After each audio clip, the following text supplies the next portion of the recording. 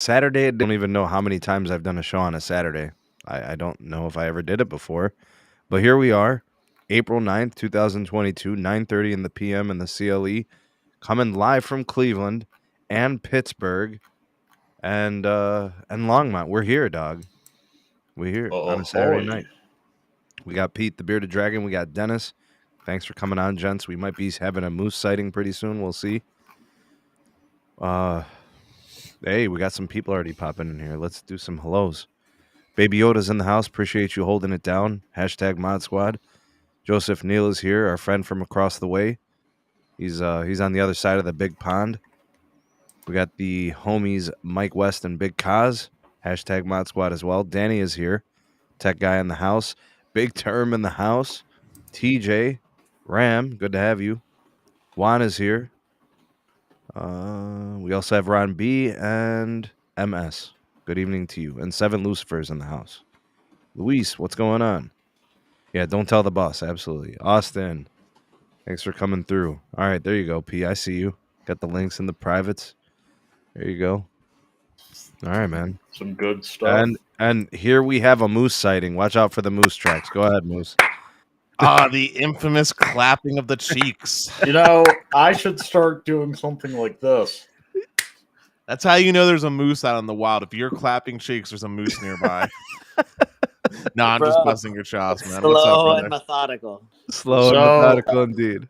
The way I know there's a moose in the wild, they have a certain smell and it just instinctively says, hey, somebody's worth wrestling nearby. Oh my God. Save the bear. Just hope they don't perform an oil check on you when the wrestling occurs. I don't oil up. Bro, I don't know how you think about like the anatomy of a moose. I mean, don't they have the advantage with the horns, with the antlers, I mean, how about the fact that they literally are like twice the weight of a human? Like literally, they gotta be more than that. They're 6 times my weight. Yeah. They literally weigh as much as of a car, basically. Yeah, exactly. That way we're on equal footing.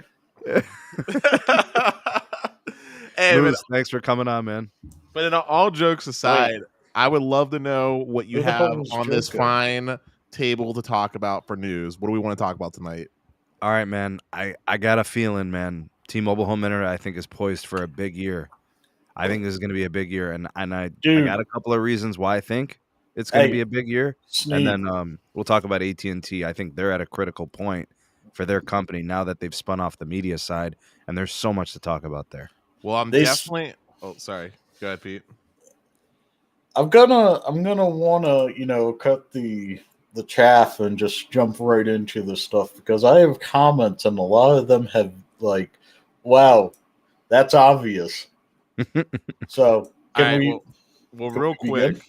quick before we do, I just want to say, Sneed, I'm really curious why you have such optimism for T-Mobile all of a sudden, especially after the show I had you on just this week where we talked about how T-Mobile. Wait a minute. Hold up. Sneed, you're going flip-flopping? Flip-flop? Yeah, I didn't say it was flip-flopping. Well, in Spanish, there's a word for this. Okay? You are going to be thrown the chancla. Okay? You're going to, you know what I'm saying? You just, I know what wife takes the sandal and throws it at you. No, I'm not sure what he's talking about. I'm not accusing you of flip-flopping. I'm just saying I'm surprised about the optimism considering the fact that we just talked about how T-Mobile revamped what they could guarantee as a speed. Which is no. Wait for it, man. Let's have Sneed do the intro to this topic, and we'll explain why they're gonna exceed expectations. All right. So here's my position. I'll give you guys the rationale. So I think this is going to be a big year for T-Mobile with their home internet. And the reason for this is people are starting to know that it exists. So we're getting more and more advertising, more marketing dollars are getting thrown at it. More sites are upgraded, so they've created a little bit more capacity, generally speaking. Even better with the more sites upgraded. And it involves the auction 108.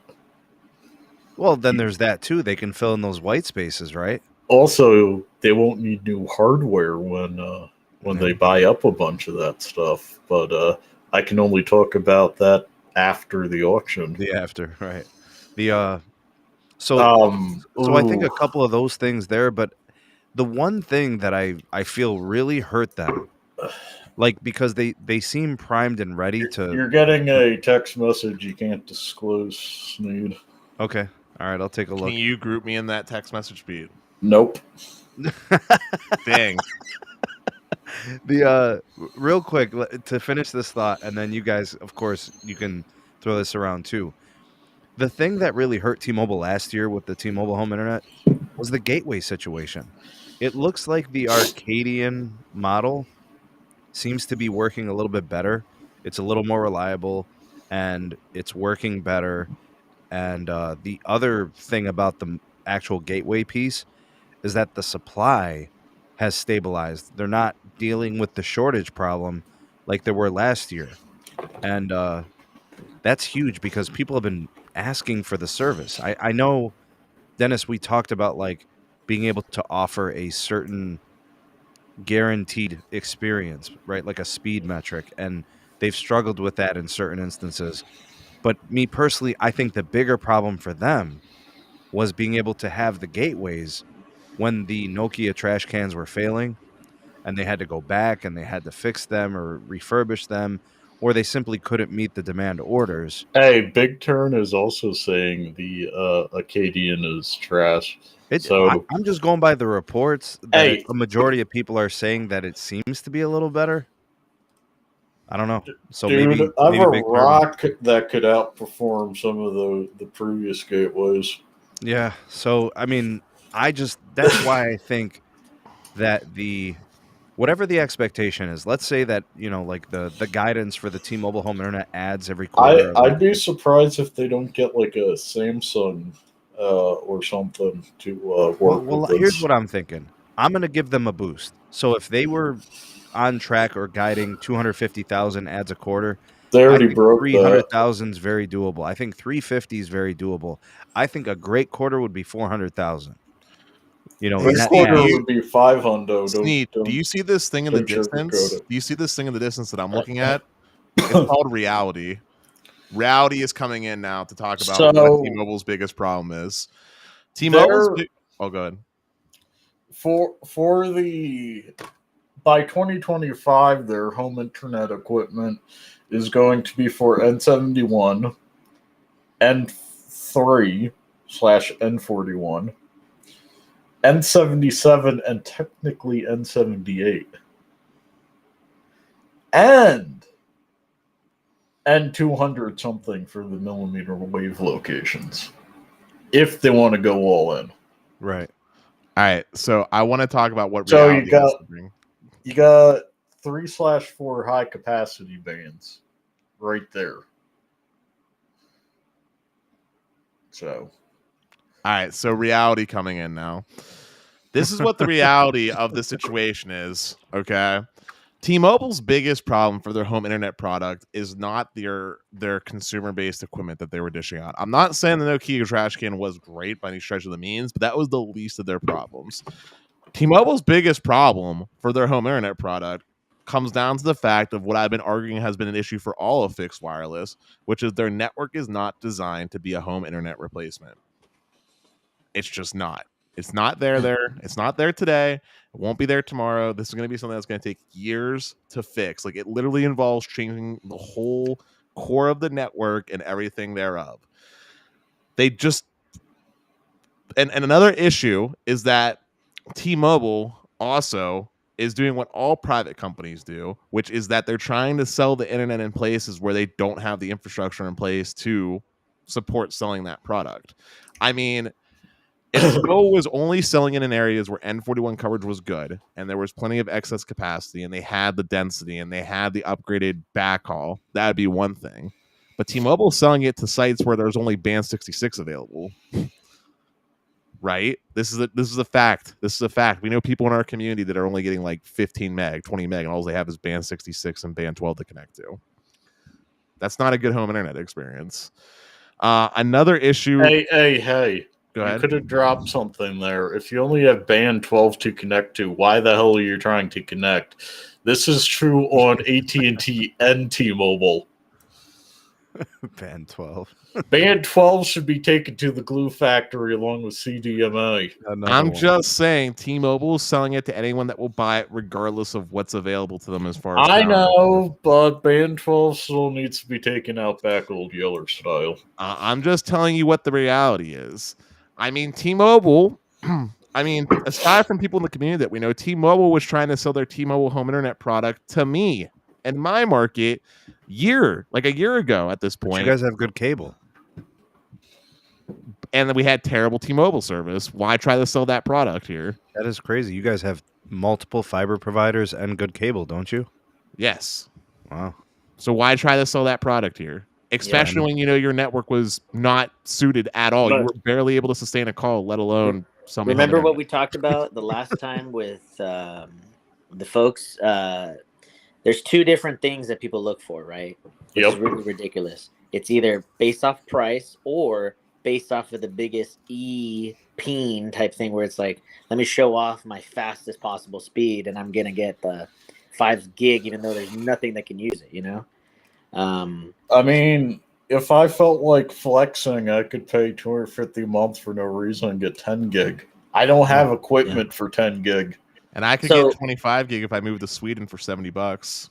So I got an update. I'm gonna look for jobs in Sweden, sure you guys. I got an update, Sneed. So a friend of mine, her family just upgraded, or actually not even upgraded, just got today AT&T fiber, and that's an upgrade. She was on the $135 a month plan of Spectrum for the quote unquote gig that she was only getting like 400, right?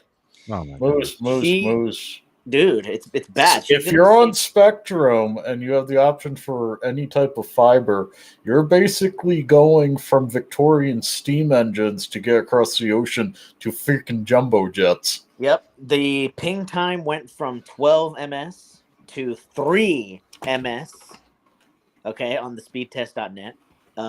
Speeds are 2.5 on the down, and the upload was 2.4. So she's saving money. She's getting a better product and no issues.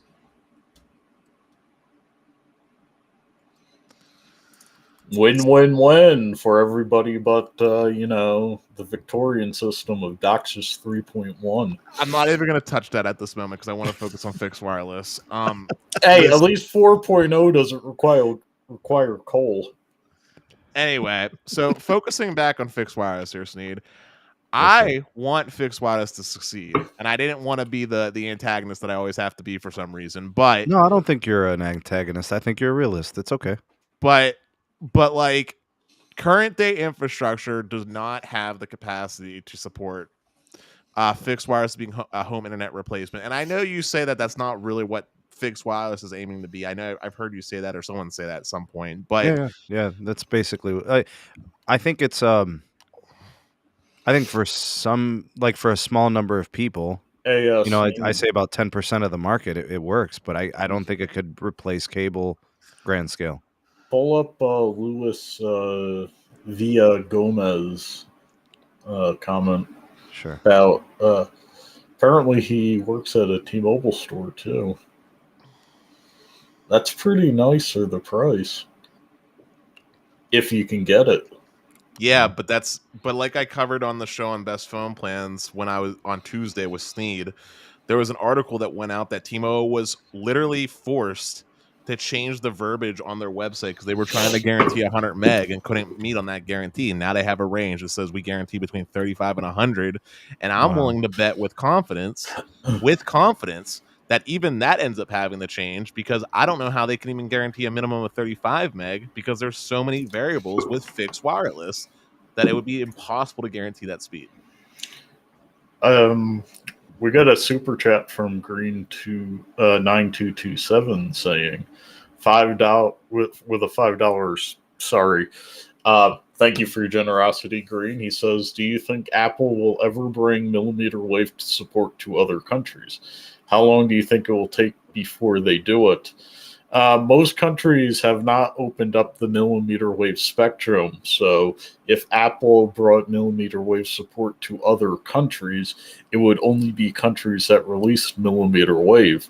otherwise they're spending too much money on their internals, and they're adding a feature nobody will buy. And in those countries, they could easily pick up a cheaper Huawei phone with slightly better experience, both of which have direct lines to CCP for moderation.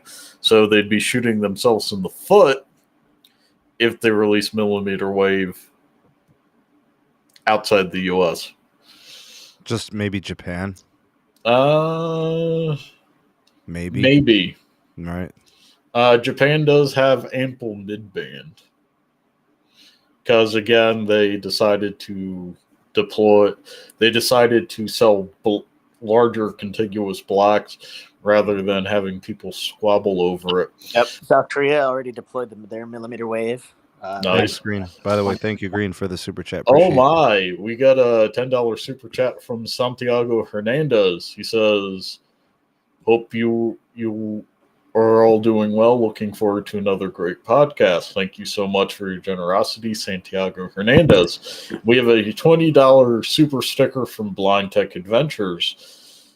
He says, with a pair, you are amazing. Thank you so much for your generosity, Blind Tech Adventures. Thanks, Santiago and Nimmer. Moose, did you want to jump in, sir? Yeah, for some reason my browser keeps crashing. Anyways, just stop using that Safari. Cha-cha. Yeah. South Korea deployed their millimeter wave already. Japan is probably deploying now as well. They are, not Rakuten, but KDPI actually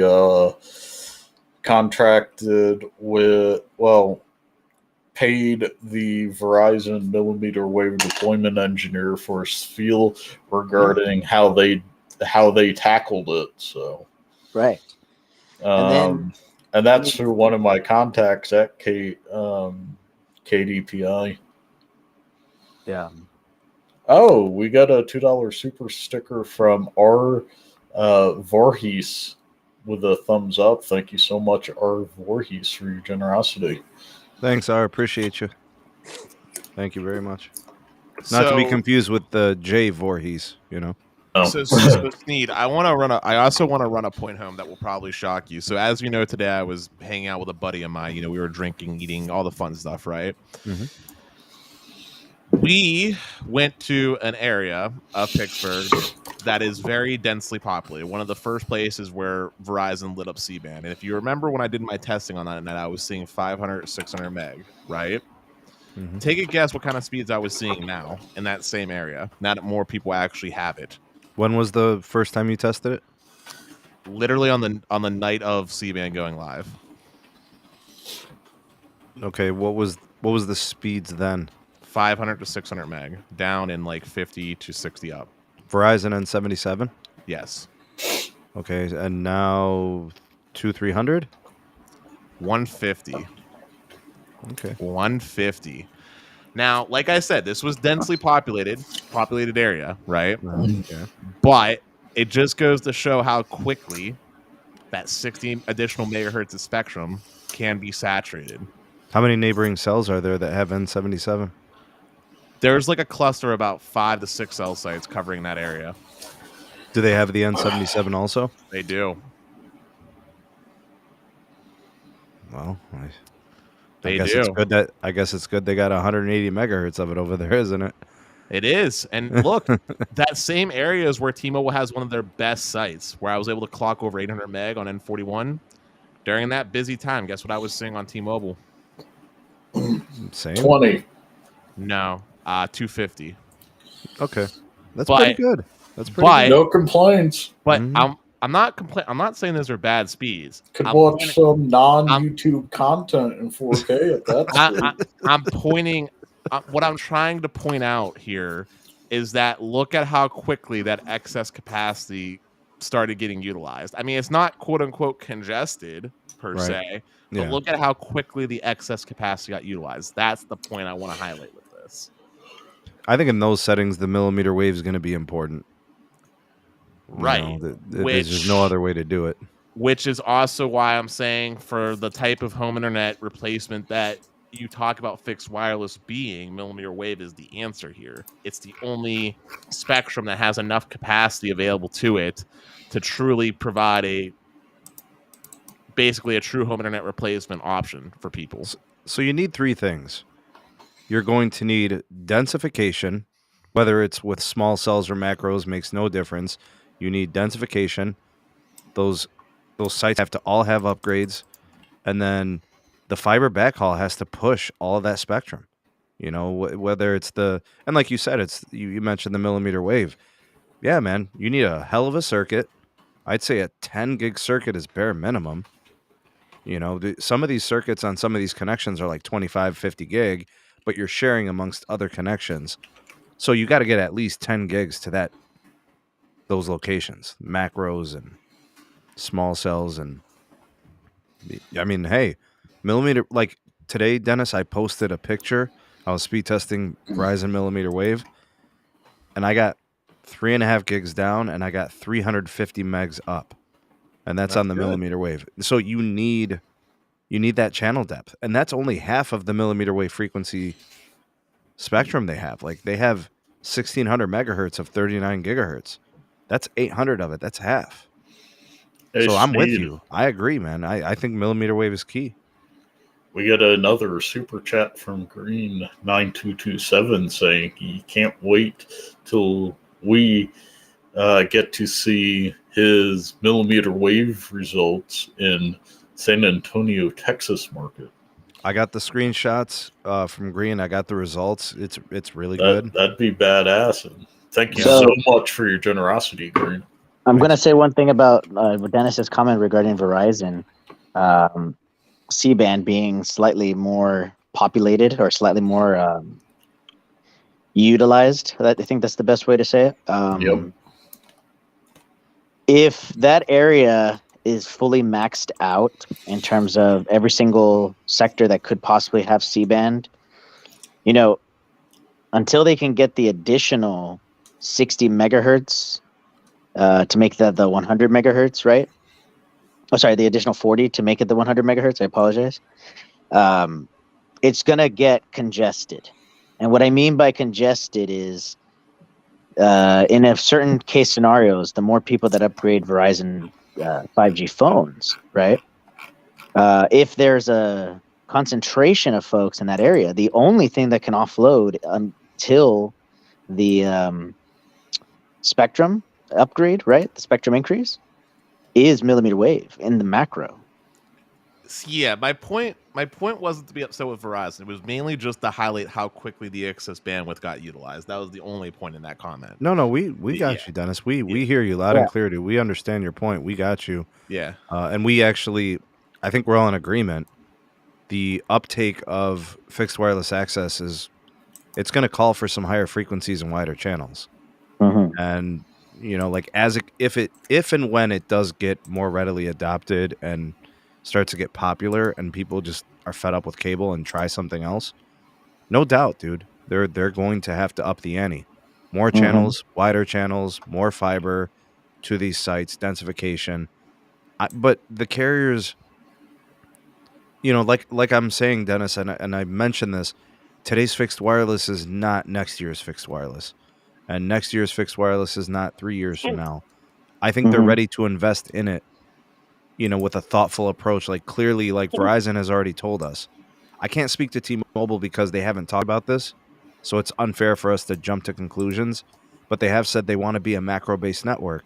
So I have fears about them being able to do it unless they start really investing in small cells in a dense manner. But Verizon they have told us many times, they want 50% of urban traffic on millimeter wave.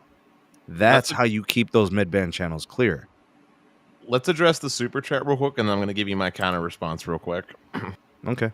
Pete? A second.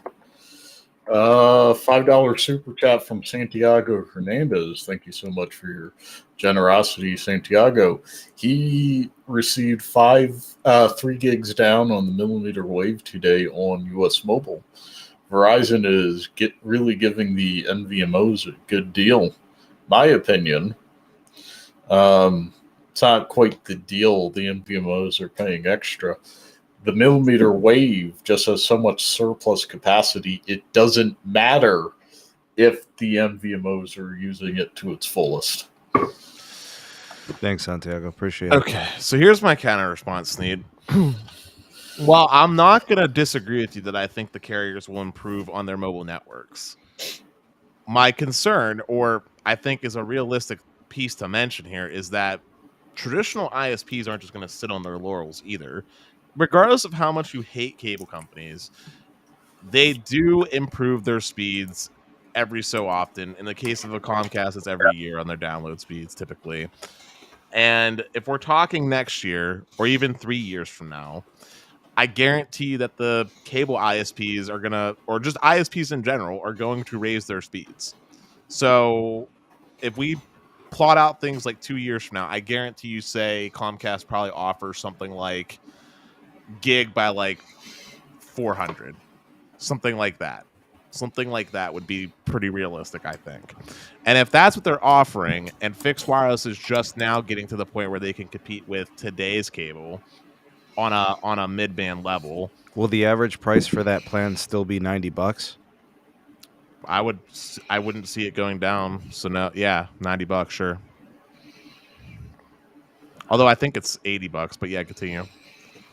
That's all I was going to say is where does the pricing fall, because that matters. As you know, if fixed wireless is able to compete in performance, then the pricing is what matters.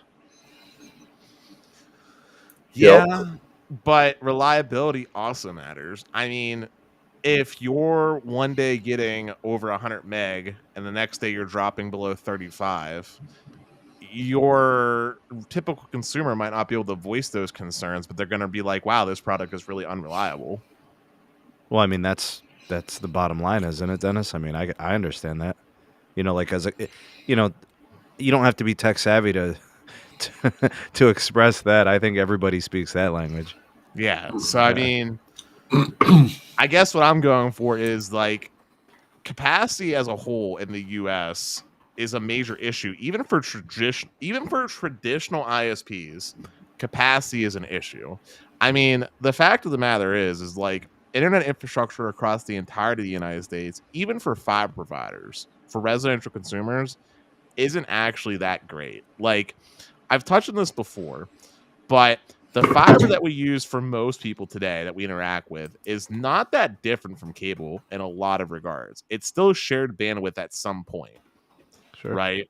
Yeah. It's not like the company in Sweden that I told you about. There's a company out in Sweden. They're called iNet7, and they literally offer they basically offer what Comcast does for their Gigabit Pro, where they're giving every single customer dedicated bandwidth. They're giving like 25 gig speeds for $70 equivalent. Like, that is your dedicated bandwidth, and that is yours. That is like unlimited capacity to the 9th degree.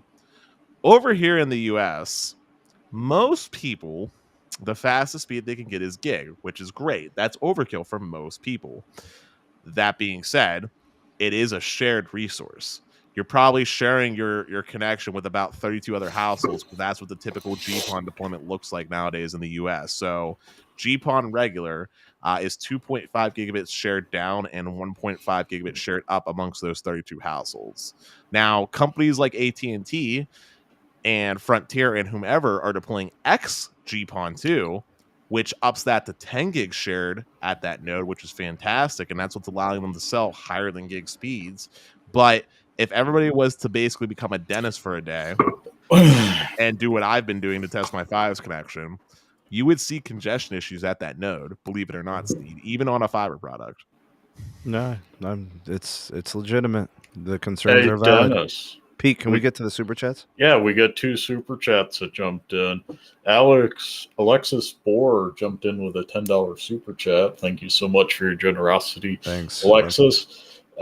You didn't really need to repeat this in the super chat, though, but he says, hello from Dallas. My T-Mobile home internet just failed over from band 2 to band 66.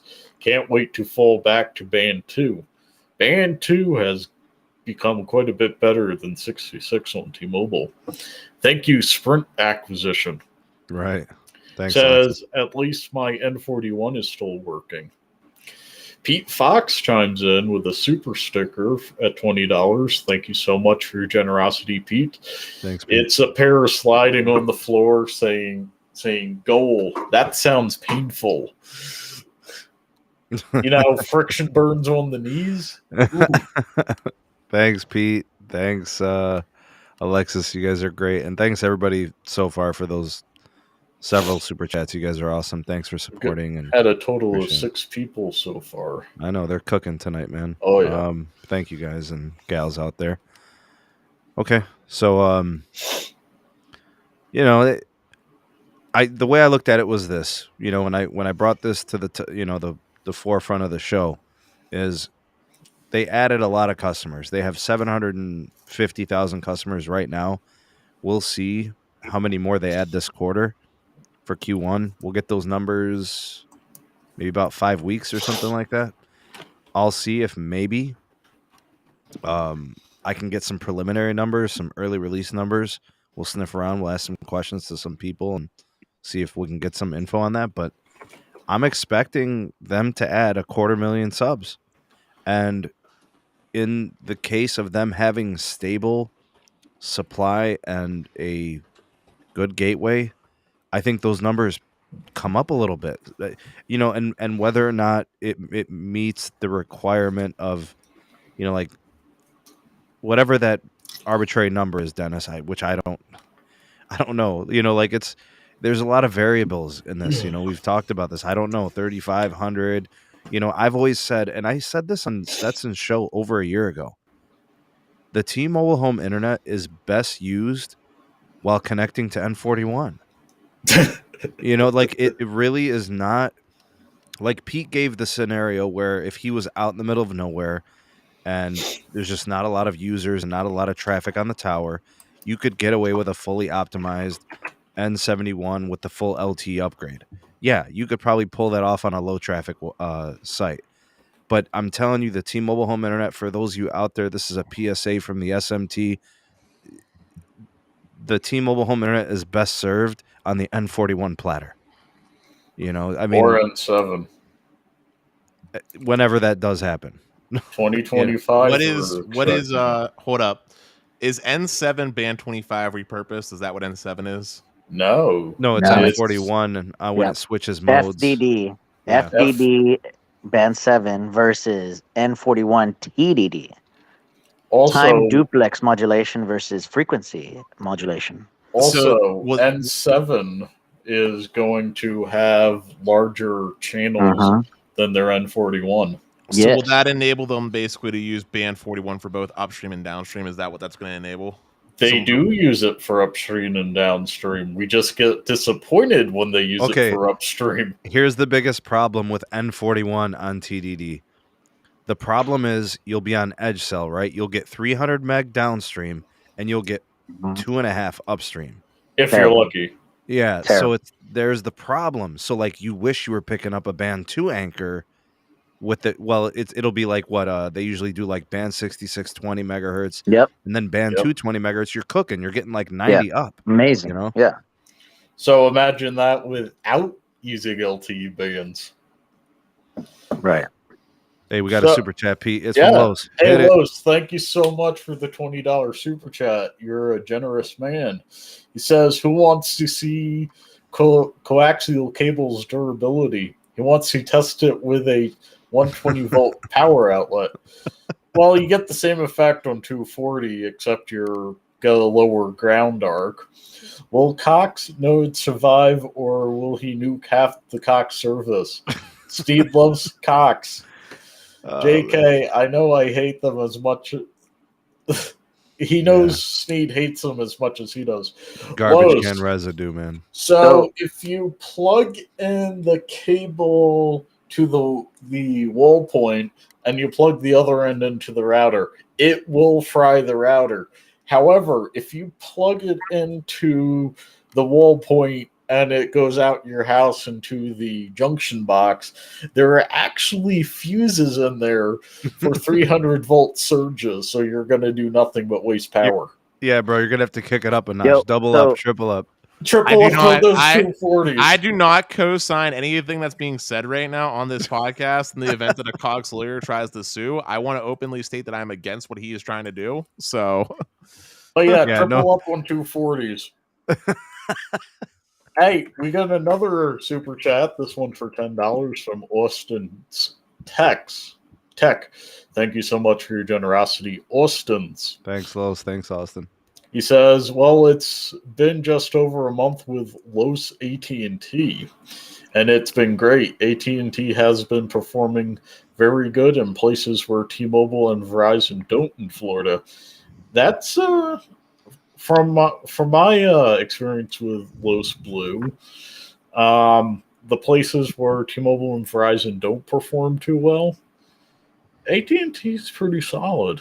Yeah, it's good to have to have multiple SIMs from different carriers is kind of like the best of both worlds. You know, like and if you know the area really well, it's even better. Like you know when and where to use certain devices because you're familiar with the terrain. I do that mainly with data. Basically, what you'll come to realize when you have multiple carriers is that there's not a single carrier that actually covers the U.S. Big facts. Proper. That's right. This is terrible. So Sneed, I think the biggest news though of the week happened at the close of business, close of the stock market on Friday. We know we've been talking about it. The third app for streaming. No, we've been talking about it for years. Yeah.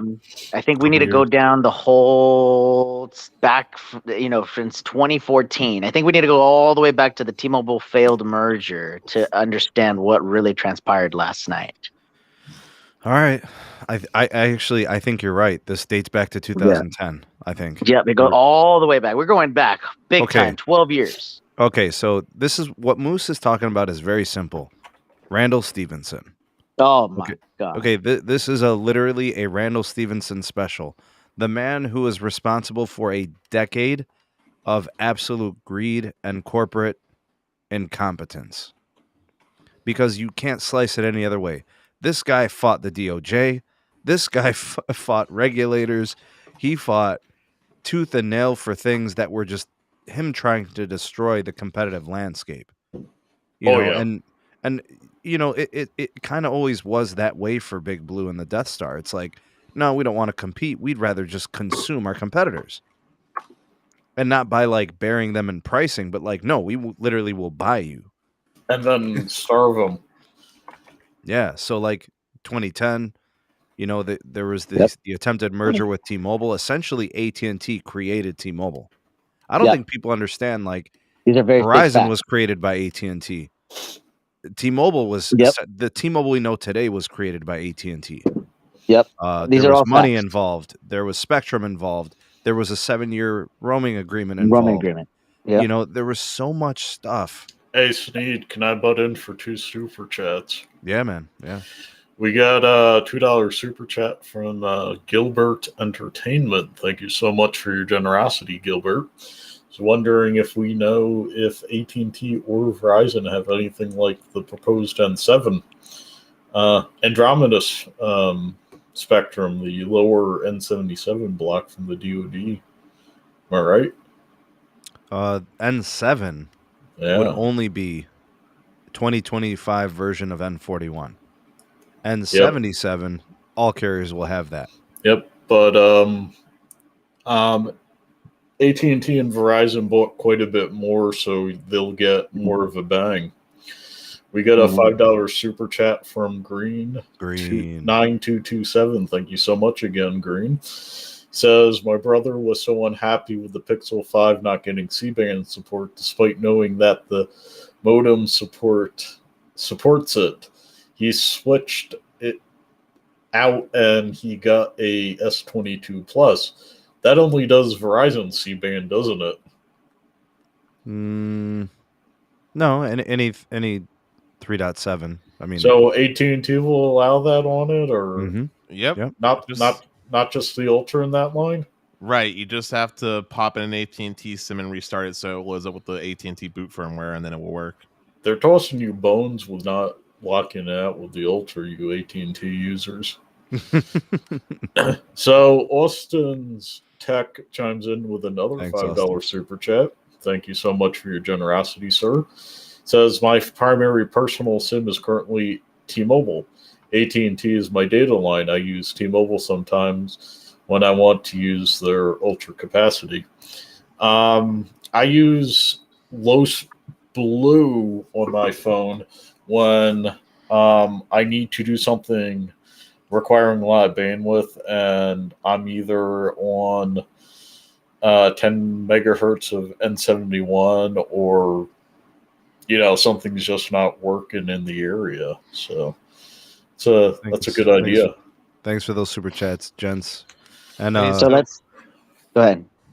I was gonna say we could round out the AT&T thing. So to kind of, we talked about the attempted mergers and all of that came from that. But I think the bigger piece is what has set back AT&T is the purchase of DirecTV, and the purchase of Warner Media, and essentially what they've done is it took a year plus. It took years. Yeah.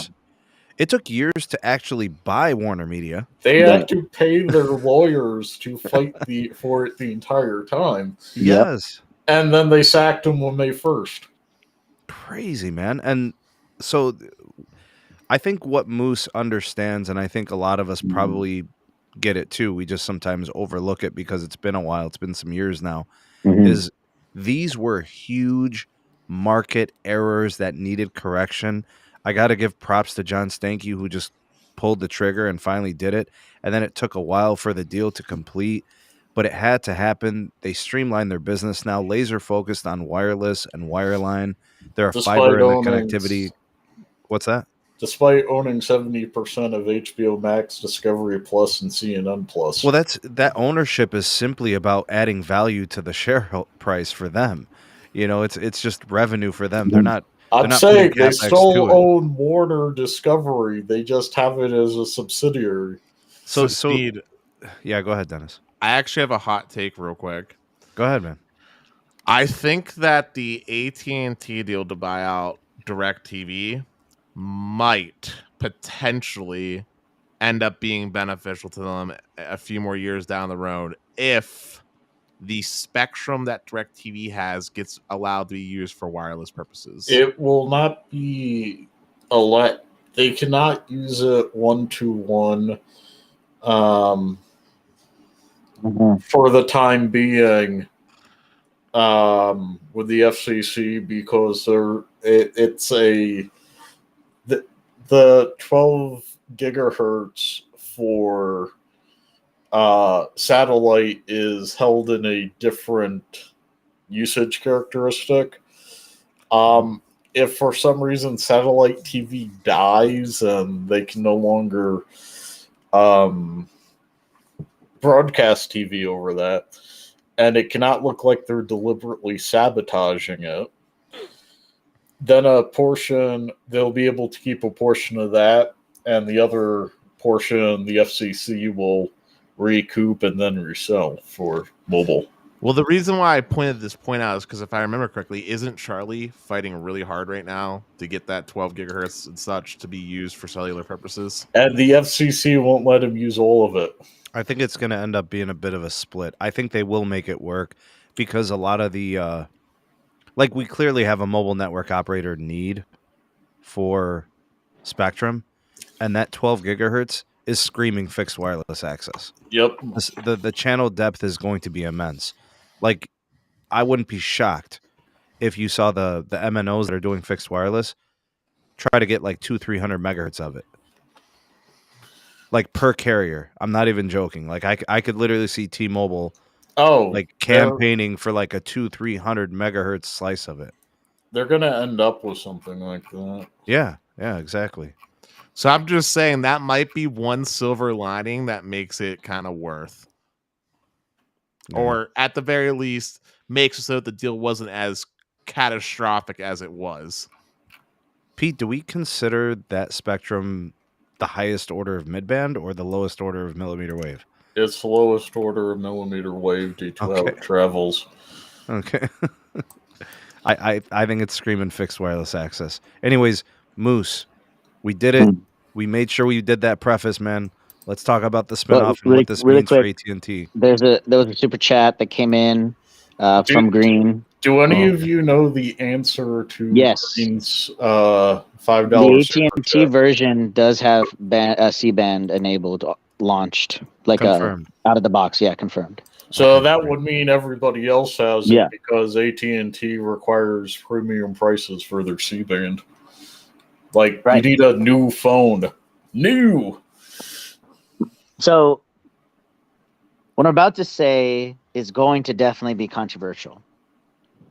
Uh-oh. Because it's hotter than a spicy take. It's like a ghost Dang. pepper infused with like lava, whatever you want to say, okay?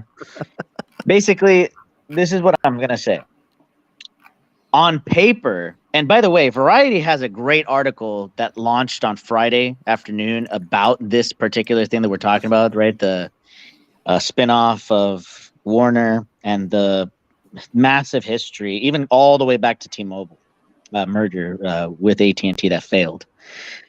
On paper, it was a great idea. And even, by the way, even Rogers quoted in that article from Variety. It was amazing. I was like, wow, like that guy's everywhere. I love that guy. Anyways, AT&T, Randall Stevenson era had a vision of two grand visions. Number one vision was they would not become a telecommunications company anymore. They'd be a giant tech company that had three focuses: telecommunications, media, and distribution. Distribution through DirecTV, media through Warner, and telecommunications with AT&T, mobility, and with wireline. Right.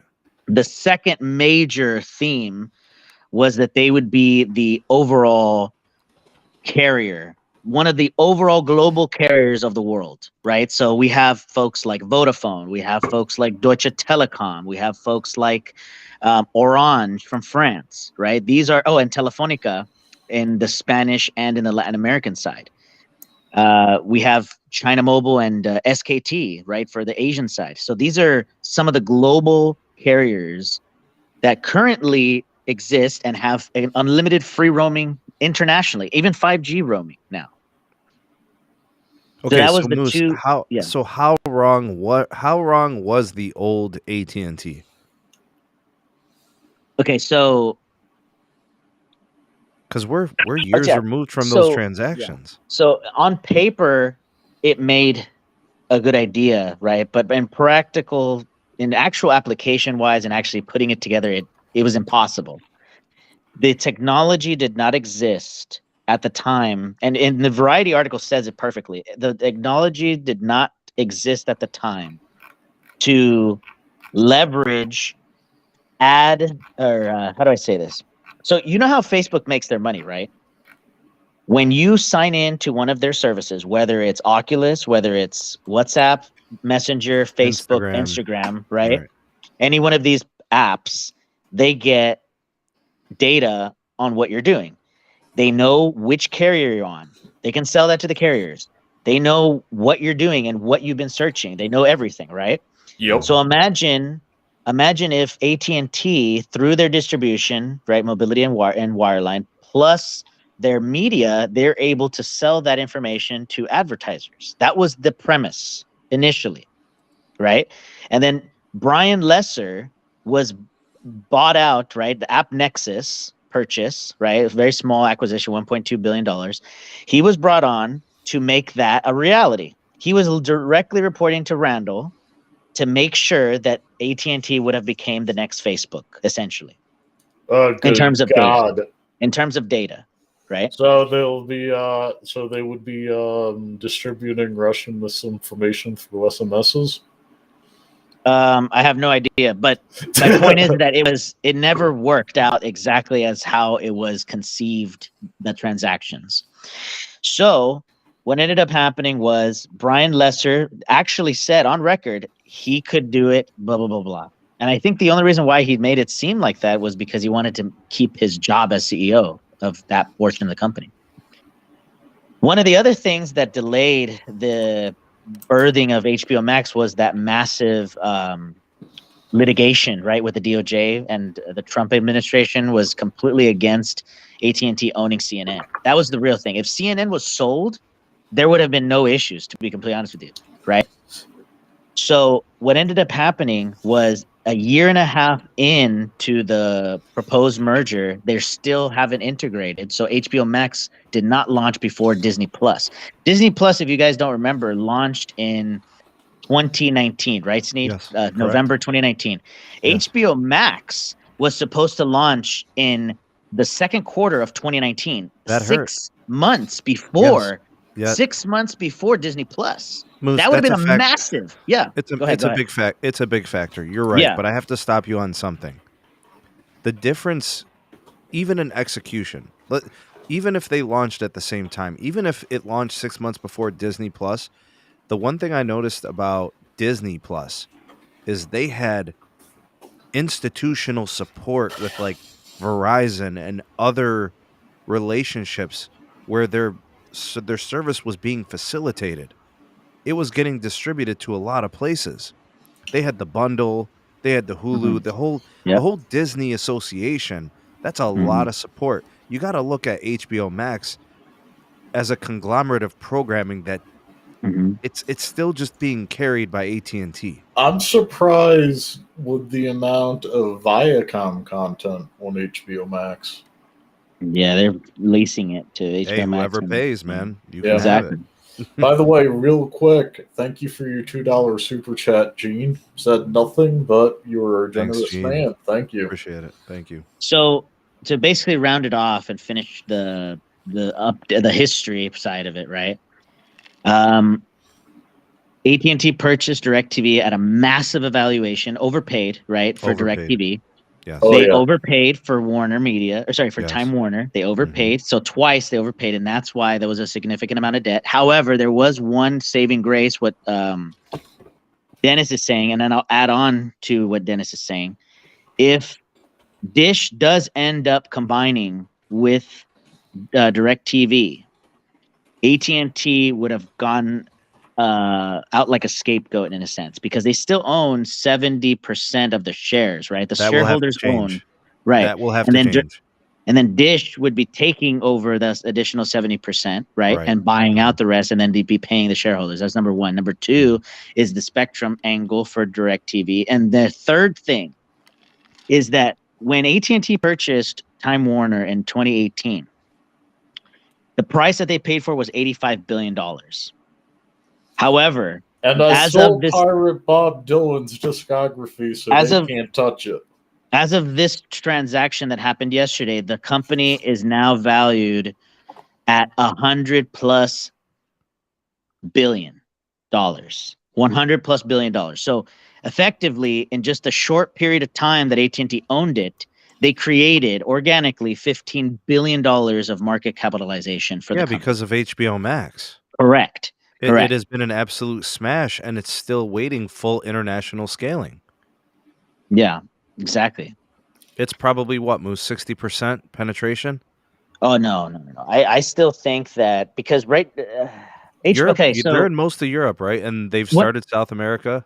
One of the things that has been talked about for many months now, and possibly even 2 years now, since the start of the pandemic, was this idea of there's only going to be about 5 streaming services once the consolidations happen.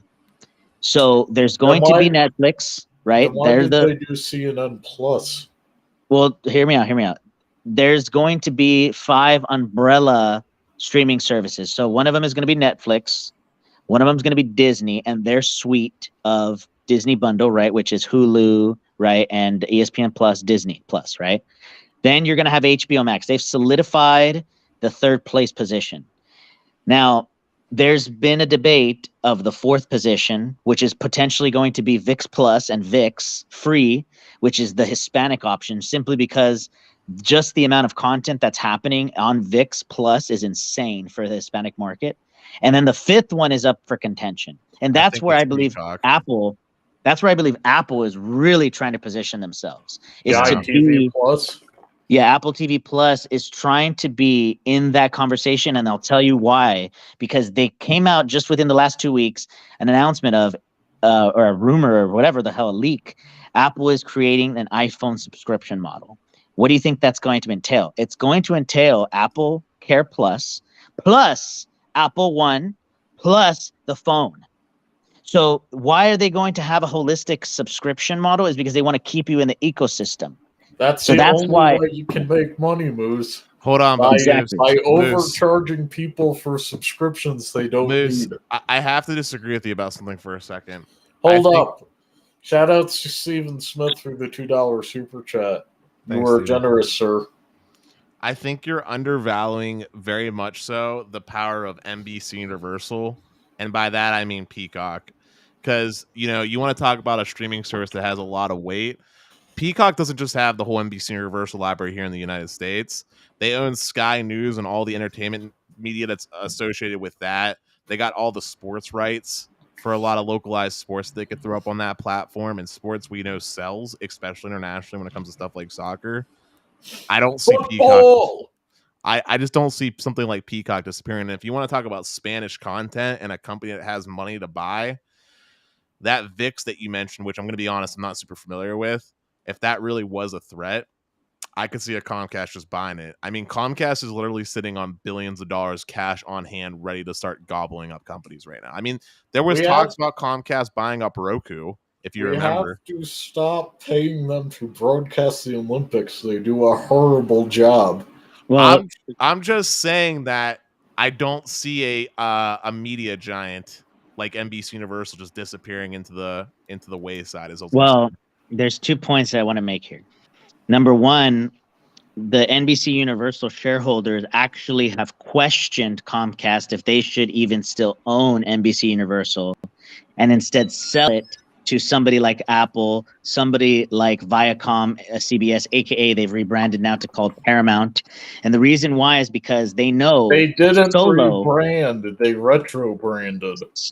Solo Peacock is not grabbing the attention of the US market like they could be combined. That's the facts, right? Their market share is nowhere even close to HBO Max, number one. Paramount is a complete afterthought, by the way. Like, they're in the low single-digit market share. Peacock is above them, okay? Now, the reason why, going back to the original point that I'm trying to make, is that the idea from the industry was that there's going to be like 5 true streaming service competitors, because there will be consolidations coming up this year and next year.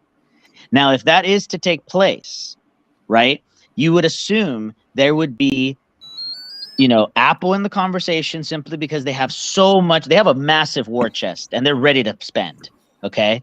Number two, that there's going to be a Spanish portion there because of just how many people there speak Spanish. I mean, we're talking about 300+ million people globally.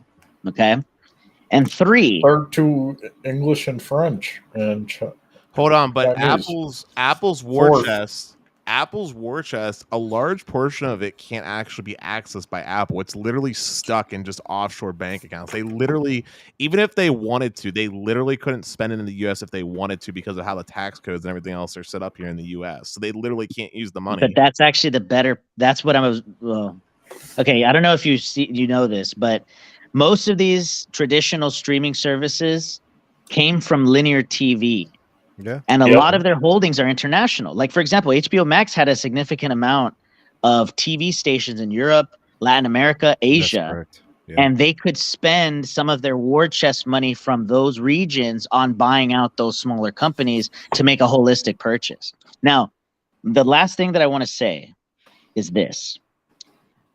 The only issue that I see if Comcast tries to buy another streaming service is that they will be sued for antitrust because of it would be monopolistic, and I'll tell you why. Because as it stands right now, Comcast buying an additional streaming service or another, like, let's say hypothetically they try to buy out Paramount, right? Mm-hmm.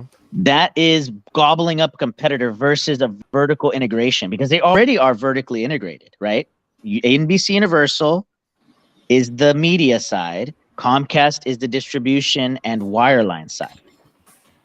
That's called the vertical integration, that's what AT&T was trying to do with Warner, right? So that's why their stockholders are straight up saying, hey, we should probably try to sell NBC Universal so we can get a bigger bang for our buck here. So sell it to Disney. They need more broadcast TV. Hold on, two things. Well, one, Comcast and Disney definitely have a bad track record, but I won't even get into that right now. Anyway, that's a different story. Maybe Best Phone Plans podcast. Yeah, that's a different story. But anyway, as far as buying up streaming companies go, Comcast was already able to buy up streaming companies. They bought out Zoomio. If you know who Zoomio is, Moose. Yep, and then they rebranded it Peacock. But I'm just saying they bought up Zoomio. They definitely still have shares in Hulu, I believe, still to this day. Who? Hulu. Comcast? Yeah, I'm pretty sure they have shares still in Hulu, a minority stake. They have 5% stake. Again, a minority stake, but they do have shares. Disney has 66%. I'm aware, but they had a larger stake that they've been selling off to Disney. But they still have stakes and holdings in Hulu. They definitely bought out Sky being a whole web of content, and they've been talks. It was posted publicly. I'm looking for the forums, but there's been talks of them buying Roku, which so far no one that I'm aware of in any news source has been raising any stink about the possibility of Roku being acquired. And one could even argue that Roku doesn't by definition fall under the category of a streaming service. Even though they have Roku channel, you could argue that you're buying a platform. It's a platform. Yeah. So I can see ways that Comcast and their very, very fancy lawyers could figure out a way to basically bolster their holdings to make it so that Peacock is literally impossible to just get rid of. Like, hypothetically speaking, if they do get Roku, right, that basically cements Comcast in the streaming sphere, essentially, because Roku, to my knowledge, is the biggest streaming platform, followed up quickly by Amazon with their Fire Stick platform.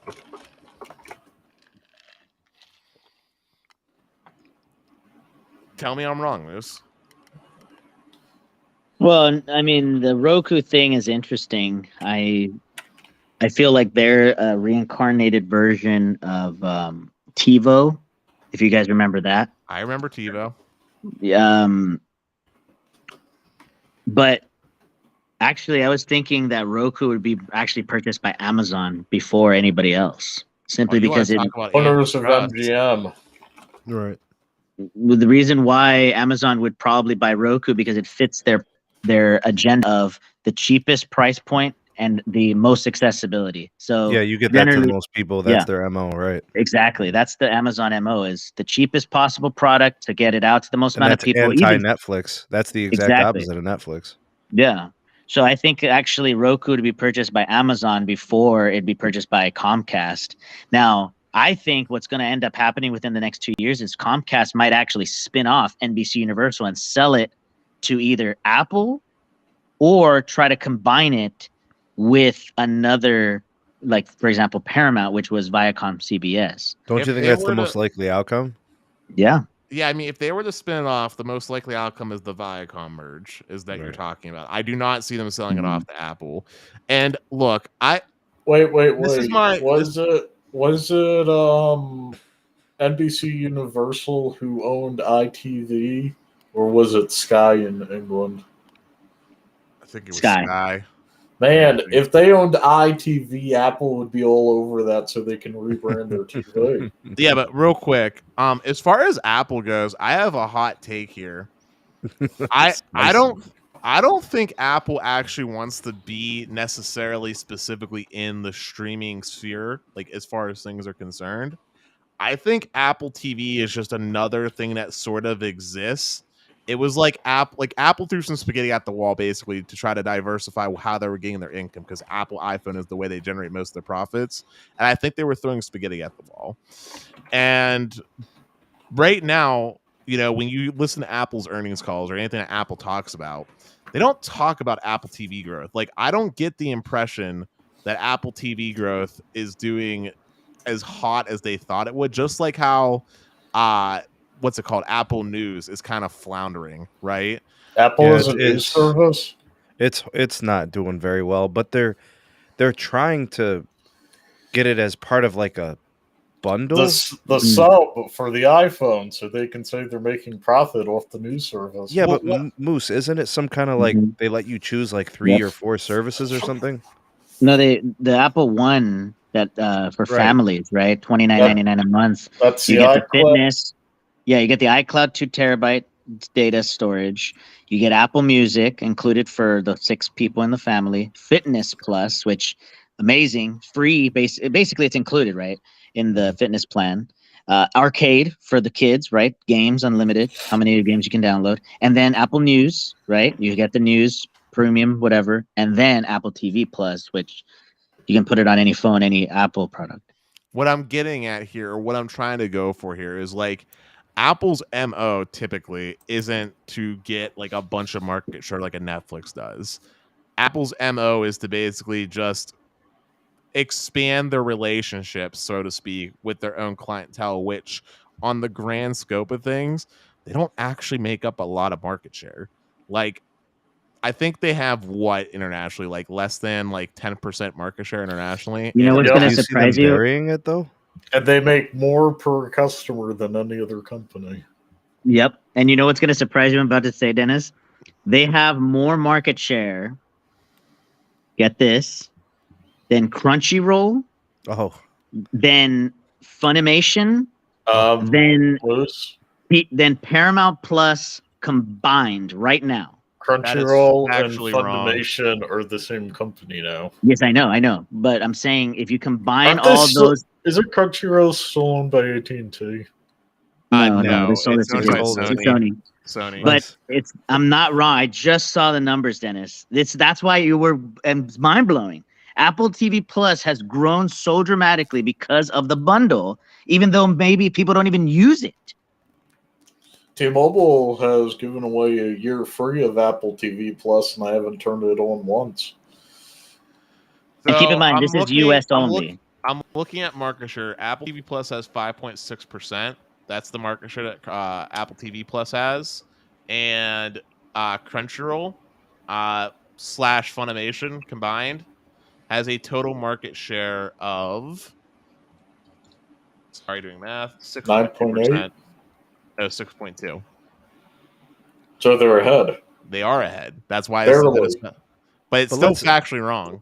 But let's bring this back on track here. Mm-hmm. We can all agree. I mean, look at how complicated, and this is a pain in the you-know-what to talk about this cable and these TV shows and studios. The bottom line is this. AT&T no longer has that distraction. They're going to let the new media company do the media thing, and they are going to focus on connectivity, 5G and fiber. That is all. We have been asking for this.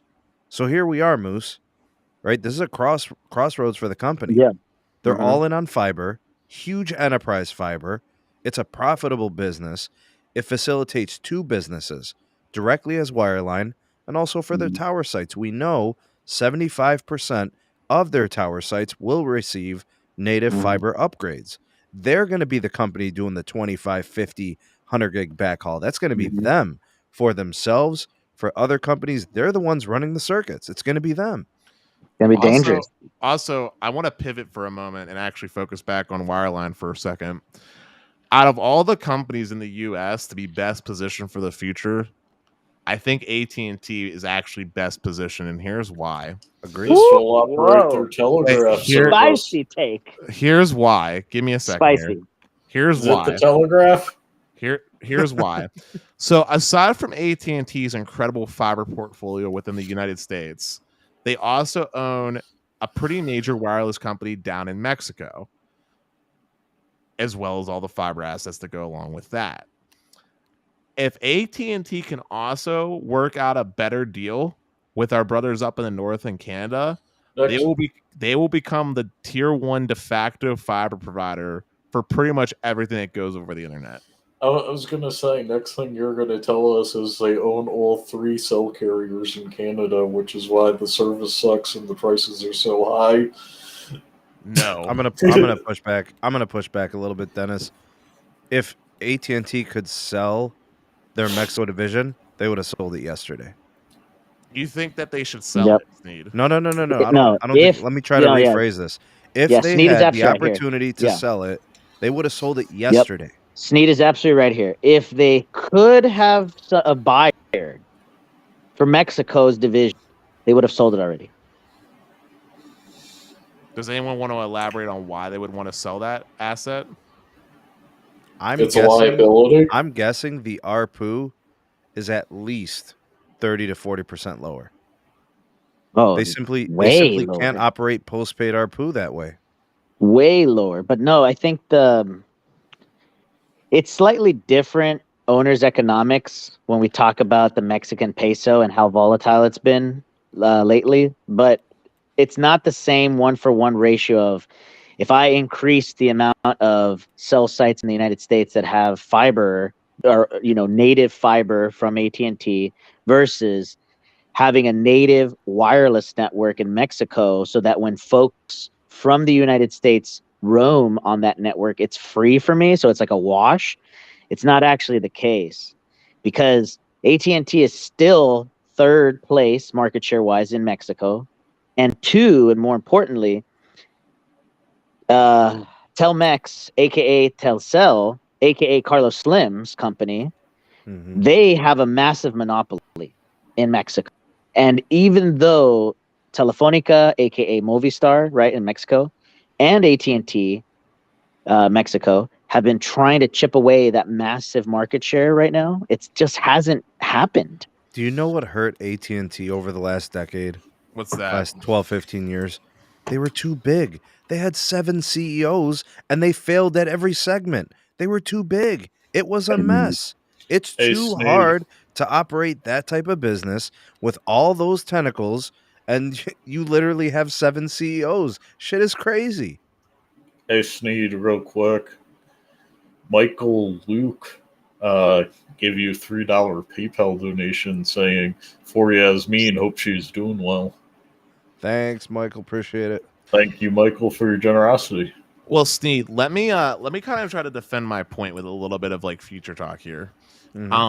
So I'm making a prediction today that the borders that we have that separate the U.S. between Canada and Mexico generally with time sort of disappear. Basically, North America becomes one holistic kind of like entity. Okay. And good the reason why, comrade.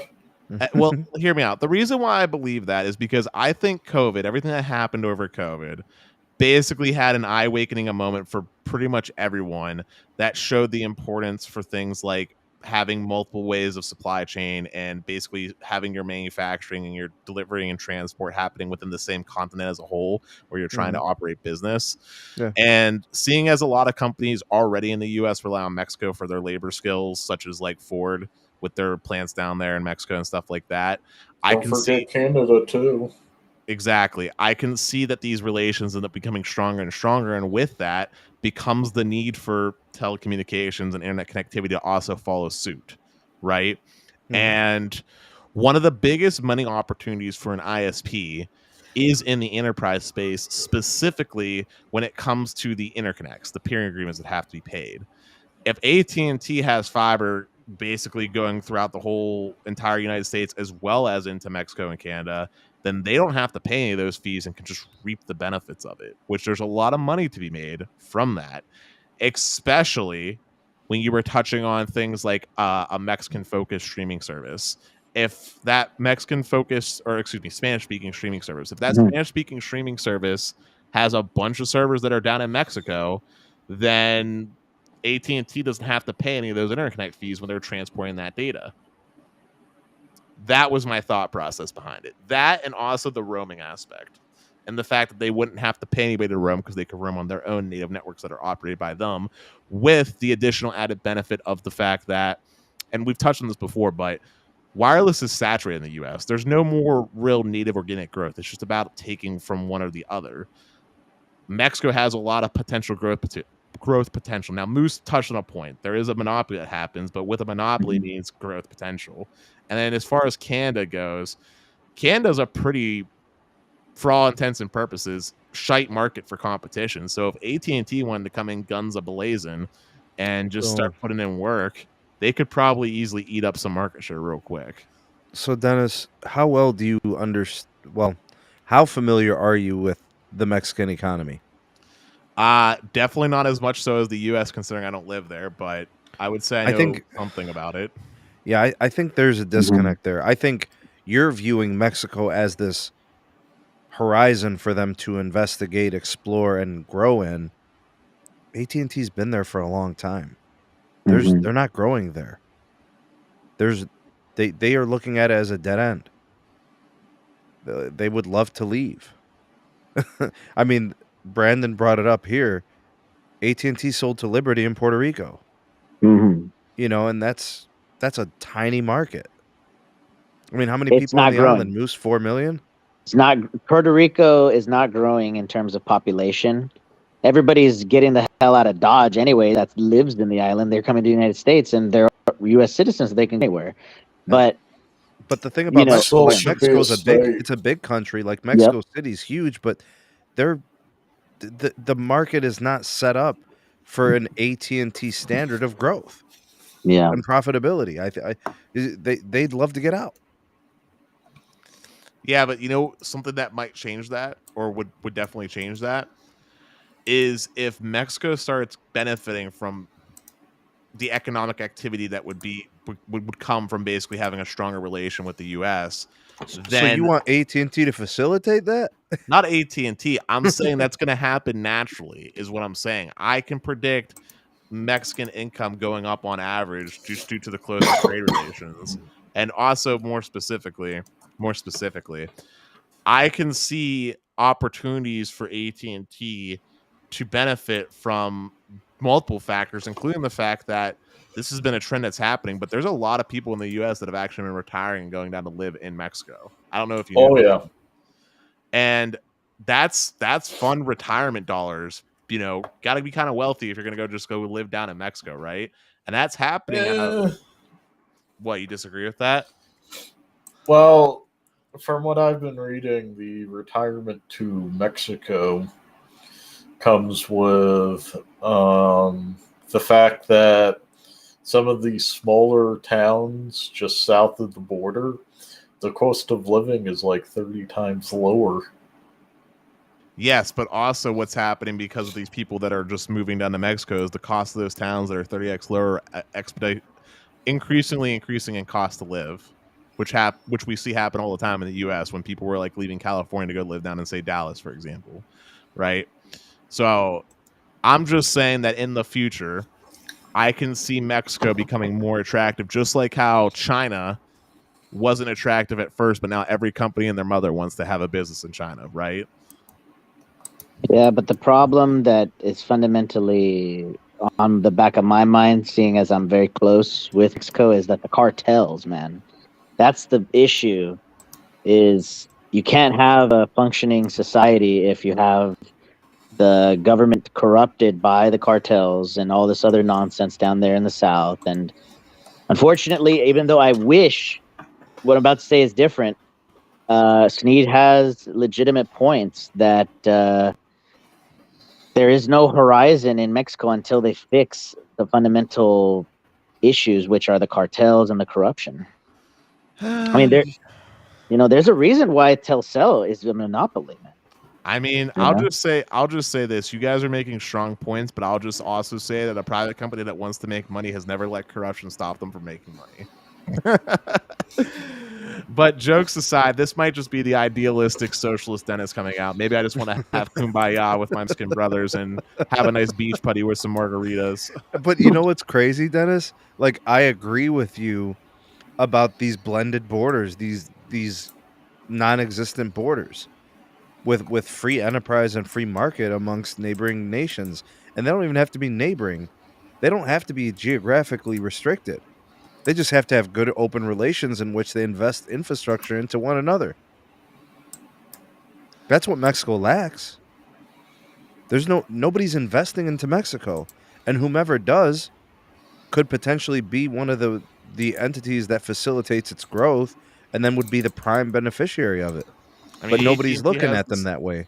AT&T has the skills, they have the money, and based off what you're telling me, it sounds like they don't have any other options unless they want to keep bleeding money. So maybe it can happen. I forgot to mention one thing, though.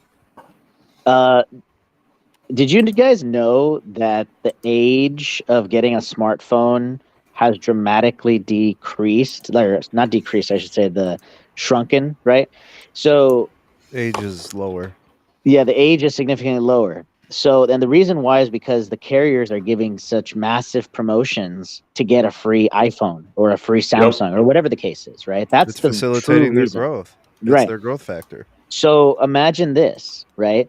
The only thing right now driving increased ads, right, dramatically, are these kids that are 7, 6 years old getting phones for free. Dude, Crazy. no joke. I'm telling you, I've seen it live. I know, okay? Moose. I know. I've seen it live. Yasmin is gonna get a phone here very Hell soon. no. I'm telling you, she's gonna get a phone here simply because the economics play into your favor because it's a free phone. You know, in normal to these super situations, you go ahead. Let's get to these super chats quickly. They've been sitting here. Damn, they jumped in. We got a $2 super set from Gene G Jr. Didn't say anything, but thank you so much for your generosity, Gene. We Thanks, have sir. a $2 super chat from NY Kadana saying, I want to live in that future Dennis is thinking up. Hey, Thanks, North Vince. American Appreciate Union might be nice. Mhm. Thank you so much for your generosity, NY and Gene. So the turning point here, as AT&T, look, I'm going to put it to you guys like this. My expectations for the new AT&T officially start at the onset of next year when it comes to the investment side. They have to stabilize their stock. They're like literally all of this media stuff. The AT&T stock plummeted for media. It's going to continue to drop a little bit, and then the bounce back will be a focus company. The wireline, the 5G side, the wireless network. And once they have all their spectrum, once they have all their gear that they're going to upgrade, the fiber needs to be like 1,000 miles per hour. Like they have to be ready for 2023. All their plans, all the execution, the whole fiber thing has to be like full steam ahead. No setbacks, no delays. All fiber all year. And then of course they have to start upgrading their 5G. There's no way they can continue to allow Verizon to run away with the C-band build. It is glaringly obvious that AT&T did not plan to hit the ground running with C-band. And then to make matters worse, we got the story yesterday. The gear, the radios that are supposed to do the full frequency range of 3 gigahertz is not going to be ready at least until the end of 2023. And that is according to one vendor, which is Nokia. Ericsson is commenting 2024, and Samsung has no comment, which means to me, maybe 2025. What the hell? But the war chest has officially opened, and that's the only thing that I'm excited for, right? Is that we'll see now, like you've been saying in other videos, a focused mobility and wireline company. But Moose, that's my concern. If you have officially handled the media side, we can't have 75 million pops by the end of the year. It needs to be at least 150, 175 like Verizon. There's no way they got the spectrum at the same time. There's no way they could fall behind and not guarantee 75 million pops by the end of the year. There's got to be some kind of competitive edge to this wireless build. The FirstNet was huge for AT&T. Their LTE network, in my opinion, is worthy of considerations as some of the best networking we've seen in the last 2-3 years. Like, as much props as we give to T-Mobile for their 5G ultra capacity, AT&T deserves that same praise for their Band 14 build. Like, it's incredible. They're mostly done. Yeah. But they have to do the same thing with N77, whether they like to or not. Verizon's chewing them up and spitting them out right now. And T-Mobile, like, no matter what anybody feels like, like for me, for example, I think AT&T's LTE network is incredible, arguably the best in the country. But it doesn't change the fact that T-Mobile's going to have 250, 275 million pops by the end of the year. Yeah, but 300 maybe. Sneed, have you actually looked at the coverage maps recently? I got you, bro. But I'm not. This is what's going to kill the investment side. People are taking money away from AT&T. They're sipping the sauce, bro. Those millions of pops, whether you like it or not, that's where the investment dollars are flowing.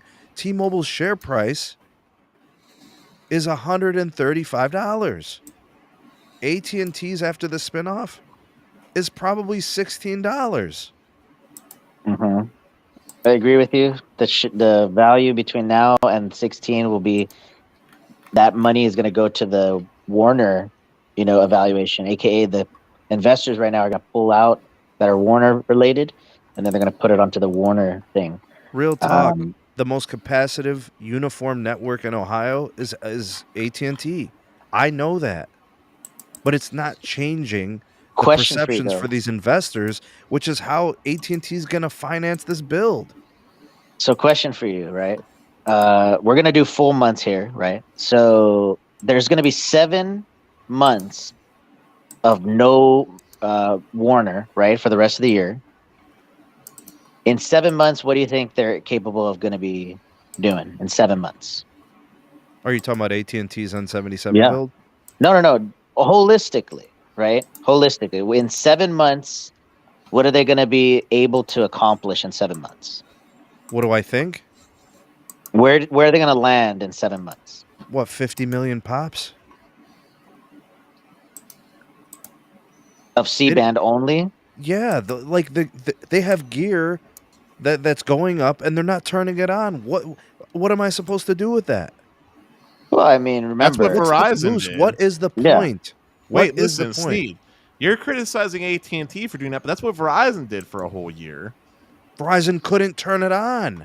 They weren't allowed. I'm just saying, but that's the same thing that Verizon does. No, it's not. Verizon turned it on January 19th, and AT&T was perfectly fine holding it and not doing it. Why? What do you mean, why am I not? Who pays $81 billion for Spectrum and then gets clearance for it, and then $81 million for the Spectrum? What about the $10, $11 million for the early clearance? And then putting up all the gear. You paid all that labor. You did all these work orders, filed all these permits to not turn it on? What? Where do they do that at? Coca Cabana. There's only one thing I'm concerned about. Are these engineers ready? What else could it be? Spectrum, gear, fiber. They keep telling us how they love their place in the supply chain. Prove it. Prove it.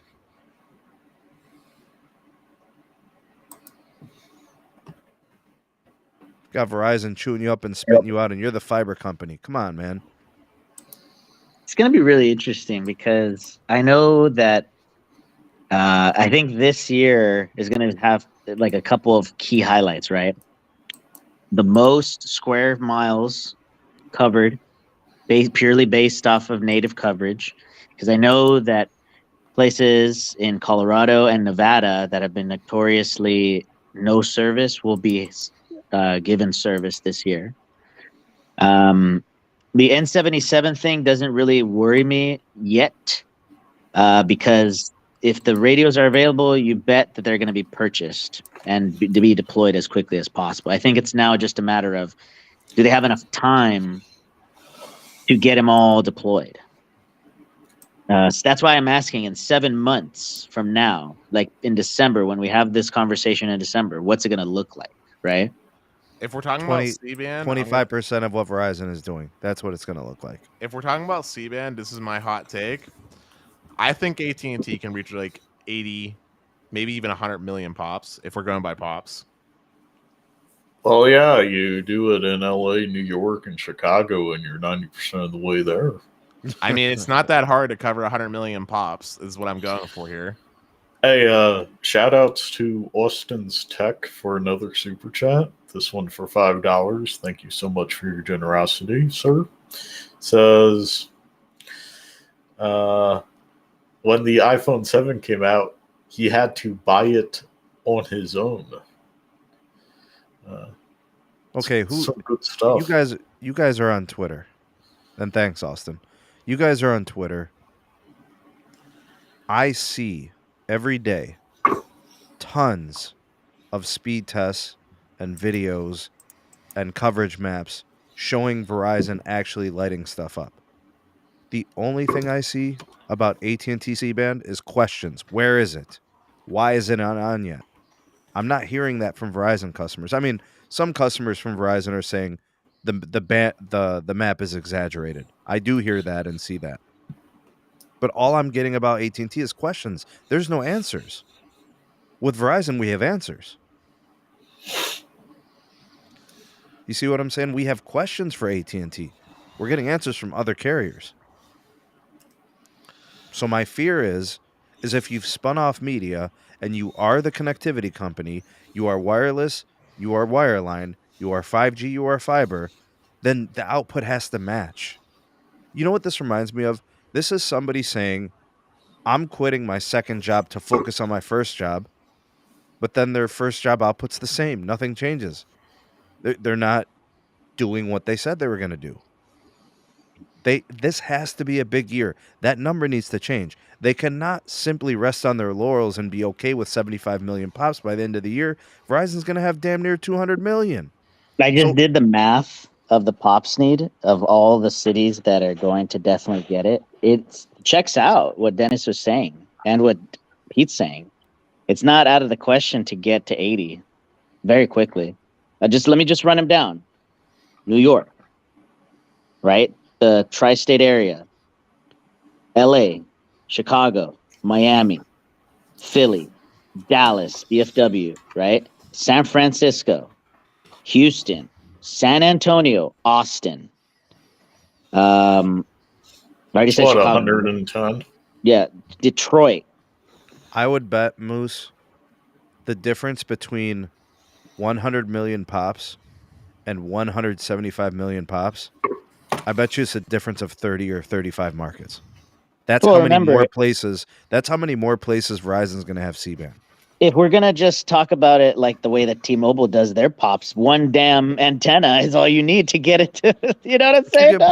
But you get what I'm saying, Moose. Like, it's going to be noticeable that AT&T is going to have 20 markets and Verizon's going to have 50 at the end of the year. Yeah, but Steve, let me ask you an interesting question here, bro. Moose, they classified my whole city as getting N41, and they've been building out progressively since then.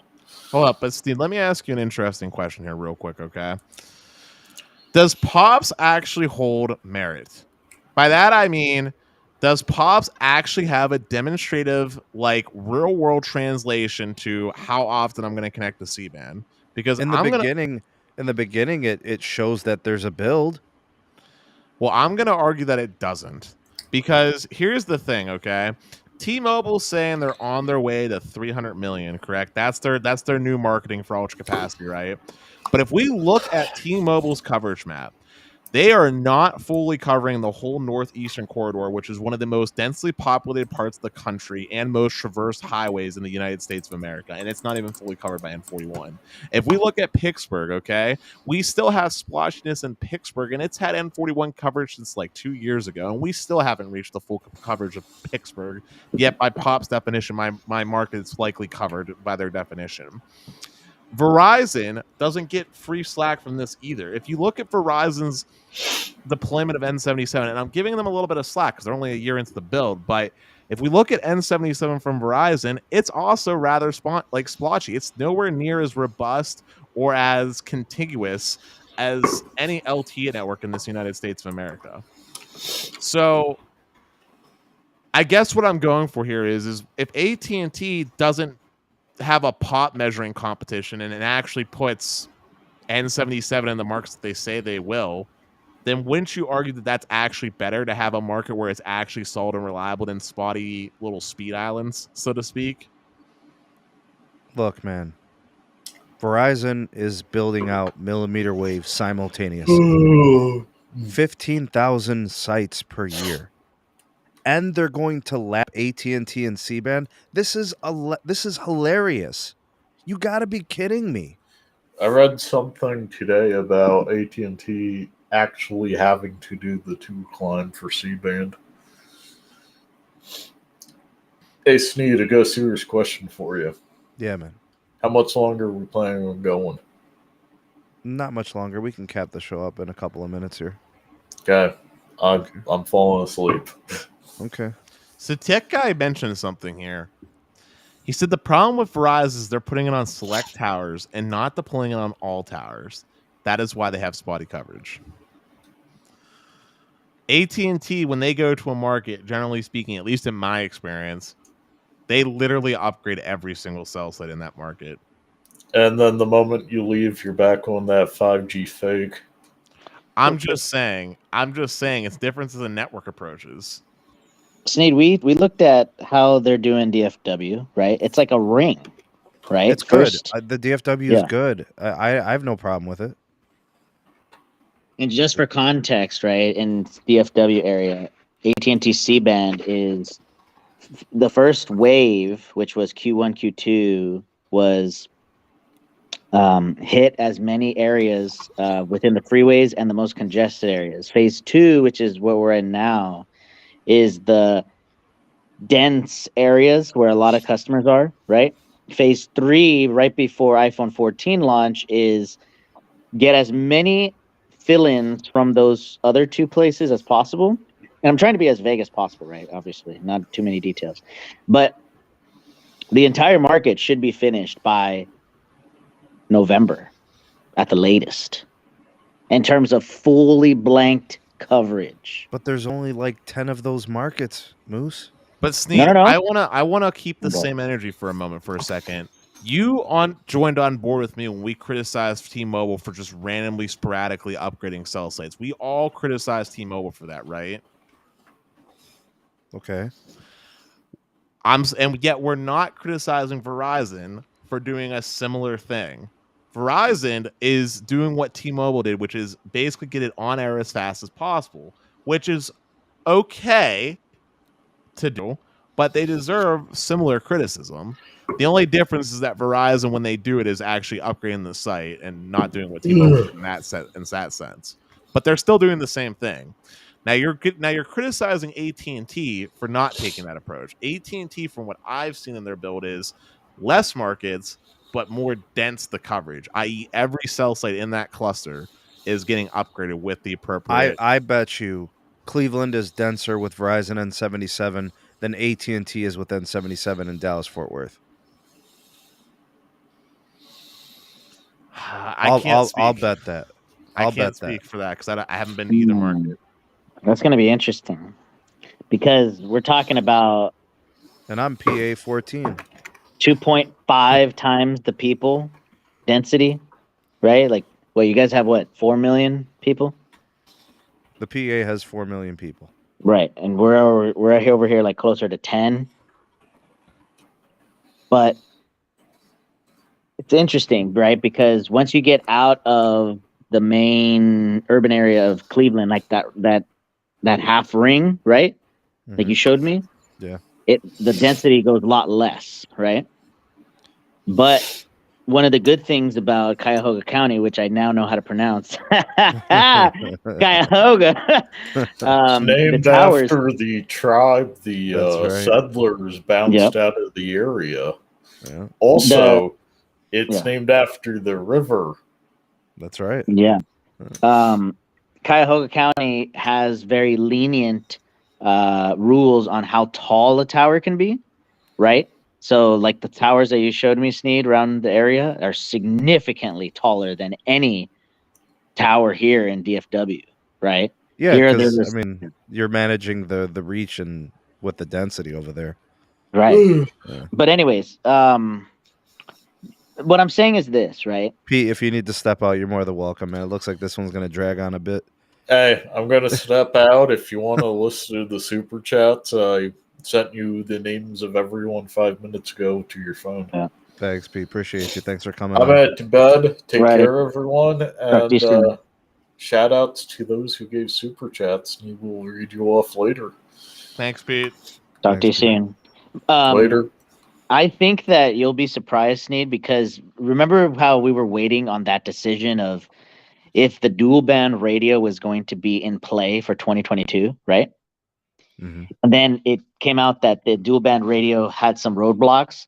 I think once they had awareness of the roadblocks, the order of a massive order of the basic N77 3.7 Kicked up. massive, yeah, Yeah, huge, I agree. I think they massive. put the pedal. They made calls and they ensured that they were getting it all done. Yes. Yeah, I agree. And I think what ended up happening, to be completely honest with you, is that the manufacturers like Ericsson and Nokia had anticipated this, right? Like they stocked up, right, the components and everything like that so that they could get a push of the radios. But here's another issue too that we've also got to talk about, right?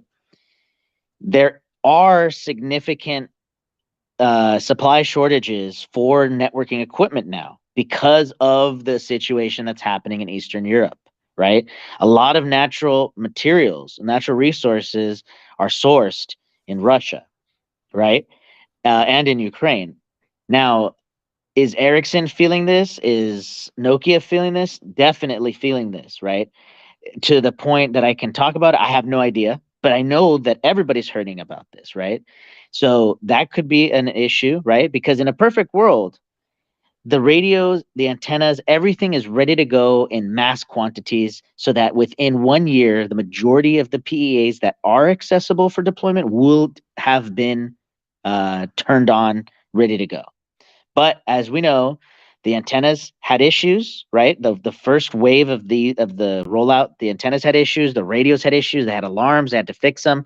That takes time to troubleshoot. And you were right, Sneed. They did do a massive software update just this last 5 days, so that in the places that do have C-band turned on, it went from on quote unquote edge cell of 200, right, download, to now 350. I forgot to mention this. I know what happened. You know what that update did? Talk to me. It fixed Sinar. It fixed the Yep. noise issues. 100%. That's Because exactly the symptoms that early Samsung Gear deployments were seeing. Noisy Sinar. It was like I was seeing Sinar as bad as -5, -3. With the upgrades, now I started seeing on edge cell, I was seeing like 8, 13, 15. Very usable, you know? What's up, Los? What's going on, bro? Bro, people are Cha-cha. talking about this AT&T supposedly doing it robust and this. That's a bunch of BS too, bro. It's They're a doing the handful of same markets, thing. Los, that they're doing it no, right. I no, get hold it. on. But they're doing the same thing on the N77, bro, because they're doing it here the same way. They're doing every second tower. 3 miles. I don't mind that. But my point is this. With the media gone, and this is what I want to make sure I convey this properly so Dennis really understands what I'm trying to say here. It's not about me keeping the same energy for the other carriers. I obviously want to and I must to be objective. But what I'm saying is that those other carriers aren't messing with media. Now AT&T is not either.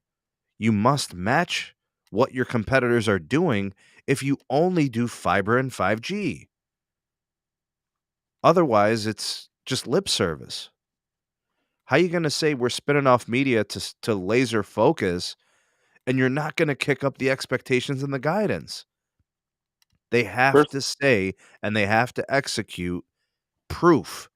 I need the receipts. Show me that you're serious about 5G and fiber.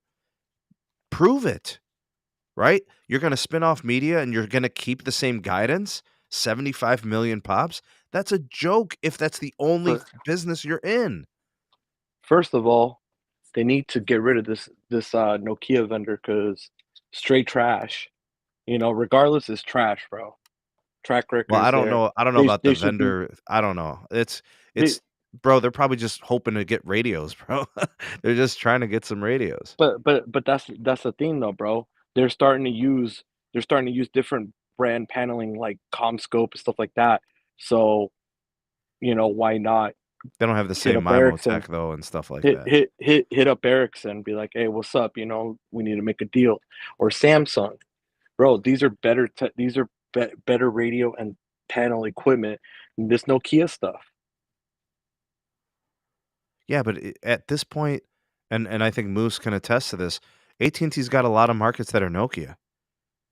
So it's not like you can just Yep. walk away from Nokia, Yep. you know? But speaking about Nokia, though, Cha-Cha, and by the way, Cha-Cha, good to see you. Good to see you. The cell boosters came out recently, right? Within the last 10 days. Those are Nokia. And I've been testing the Cell Booster Pro here at the homestead. How is it, Moose? Well, like I spoke when we spoke the last time, band 2, because the DFW market only has 10 megahertz of down and up, so 20 megahertz total. It's only the maximum capabilities of it is like 110 max, right? Download speed. Even with the fiber you're feeding it? Yeah. Oh, yeah. Oh, dude, it's feeding. You know what my fiber's feeding? 5 gig. But yeah, even because remember, I don't know if this is turned on yet. Maybe it's a software thing that they're still improving. But band 14 carrier aggregation is not happening yet. But I do notice this, though. The further away the device is from the Cell Booster Pro, band 14 does turn on. But here's the point about Nokia, though. T-Mobile and AT&T have such good economics with Nokia that to get into somebody else, right? To get into bed with somebody else on this, it's going to be really difficult for that vendor. Like Samsung would have to essentially take things at a loss for like the first couple years, because Nokia was so desperate to keep T-Mobile and AT&T happy once Verizon moved away from Nokia. That's why they're desperate to keep T-Mobile and AT&T. Hey, so can I pivot topics real quick? Mm-hmm. There was a little side chat that you had going on, Carlos, whenever Sneed had brought up phones going to younger people. I generally want to hear why you were saying what you were saying in the comments. If you could explain the rationale to me. And big shout out to Anwar real quick. Thank you for the super chat. He said, Carlos, AT&T is cheap. They keep cutting costs. You really think they'll trap Nokia? You got to have two vendors, right? You got to have two. It's not about them being cheap, because we know they have the money and the capital, and if they need money right now, they can literally go, bro. You got banks that open up their vaults for them. Yeah, that's not the problem. Yeah. It's just that they're stuck in these old ways so much, and they're not looking at the brighter picture. They're just like, oh, well, we've been dealing with them forever. They give it to us at, let's say, $700 a panel. Why should we go to Ericsson and pay $750 when we're getting it at $700 here? They don't look at. That's the thing about AT&T. Yeah, but Carlos, okay, go ahead, Los. Yeah, hit Dennis's question about your explanation for the younger kids and phones. Because honestly, bro, I mean, a flip phone, okay, something to just communicate with your parents and maybe a couple of your friends or whatever. Okay, not a problem. But I don't think they should have a high-end iPhone at the age of 12 years old, when they should be more worried about being out there and playing a soccer, football of the world, baseballs of the world, running a marathon or whatever, like being more involved in that and being more involved in that stuff, and being an actual kid instead of being trapped on a phone. Then they're gonna stay at home. Oh, I don't want to go out. I don't want. I'm on my phone. Like it shouldn't be that way. Like I didn't give. Like my son, he didn't have, at 15 years old, I got him a phone. That's because he got a job, and it wasn't even a smartphone, bro. It was straight up just a flip phone. Yeah, but Carlos, you do realize that like the way that people interact today is drastically different than when we were younger, right? Like, literally no smartphone equals ostracization. Like you're missing out on like half of life. But that's the thing, though. At that age bracket, you should be more worried about interacting with other children, with other kids, you know, That's and how doing all that interactions fun stuff. happen. I guess if that's how, if you believe like, hey, you know, like talking to somebody, making the first communication through a text message, I guess, you know, I mean, a face-to-face interaction as a kid would be better because then that helps them engage better in a job market. Yeah, but when You you're know, they 12, get you don't have a car, Carlos. You can't just go drive and see your friend. I was gonna say, no. dude, You when you can were call them. You can call and be like, hey, what are you doing? Want to go meet at the park? Okay. yeah, and that was with landlines back in the day. That was with cell phones when they came out. Now smartphones are the new thing with iMessage and FaceTime. Okay, and then you get them stuck on playing games 24/7 on the phone. They don't want to leave their home. Roblox, YouTube, Fortnite. Yeah, and Just like, Xbox and PlayStation and Nintendo and yeah, Atari. Like, I mean, like, I don't bro, get the you know what? argument. You know what irks my skin the most? What I see is I literally want to grab the iPad and break it in the parent's head. Is literally when you see a 2-year-old with an iPad, and that's how they believe that's their Yeah, parenting. this is not Like the kid, the kid's problem. This is Carlos. I think Carlos yeah. has trouble. He's got a problem with the parenting, I think. Like you should be Mhm. interacting with your kid, playing with them, holding them. You know, like, dude, like, you know what I'm saying? Like, there's certain points. Like, don't get me wrong, I love the tech, but there's a certain points to where there's a point of being a parent and letting the tech be your parent. Yeah, I mean Moose, you said 7 yeah, years old, right?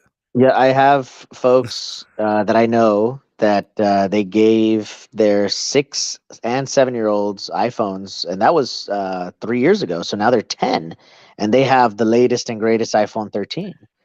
But if they're taking care of it and they're not breaking it and they're using it responsibly, then what's the problem here? It's no different than giving a kid a computer when they were younger. I mean, you could No, have this is why I think so Dennis, it's the parenting, right?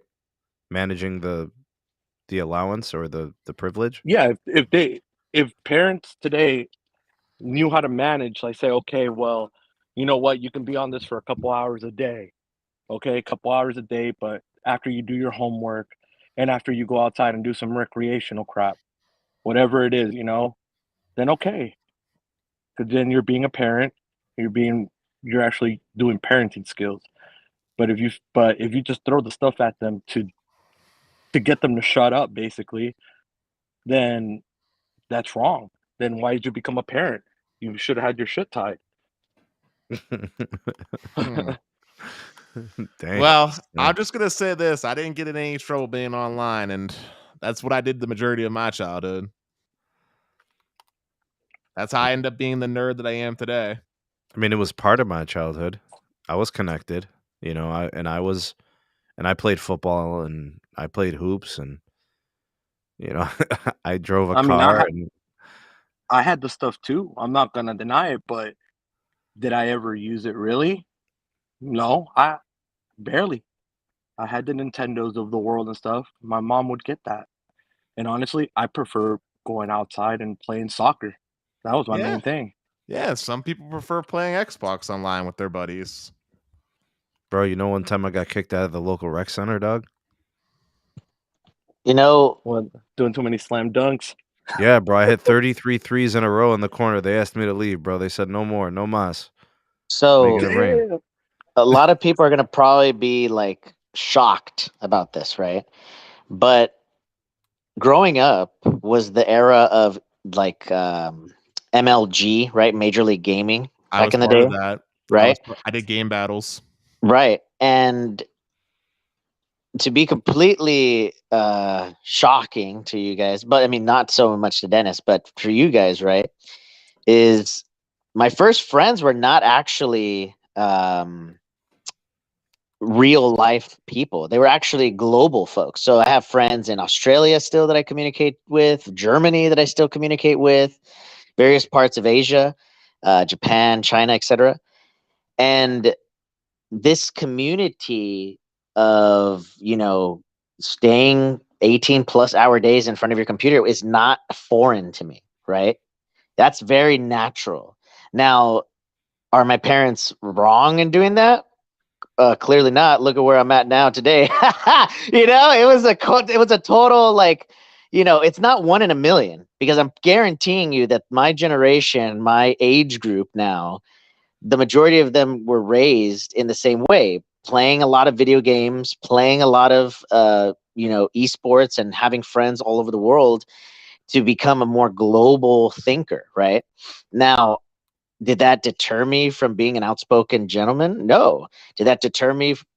There's some people that probably were super introverted, and that's why they spoke, to their folks in those types of communities. But on average, all the folks that I know that were in that same type of community growing up, some of my closest friends in my personal life, none of them have the issue of, anxiety, social anxiety, or not being successful in their jobs. I think that's more of a situation that did not get the right type of coaching and mentorship and parenting, right? Is that, there are going to be some challenges, right? But that you can overcome them in anything. I look at it like this. I look at it the same way as when media tries to say video games cause violence. I think it was a news bit that got mistooken, because here's the truth. Like you, Moose, some of my closest people that I would call friends, I didn't meet at IRL, like Sneed.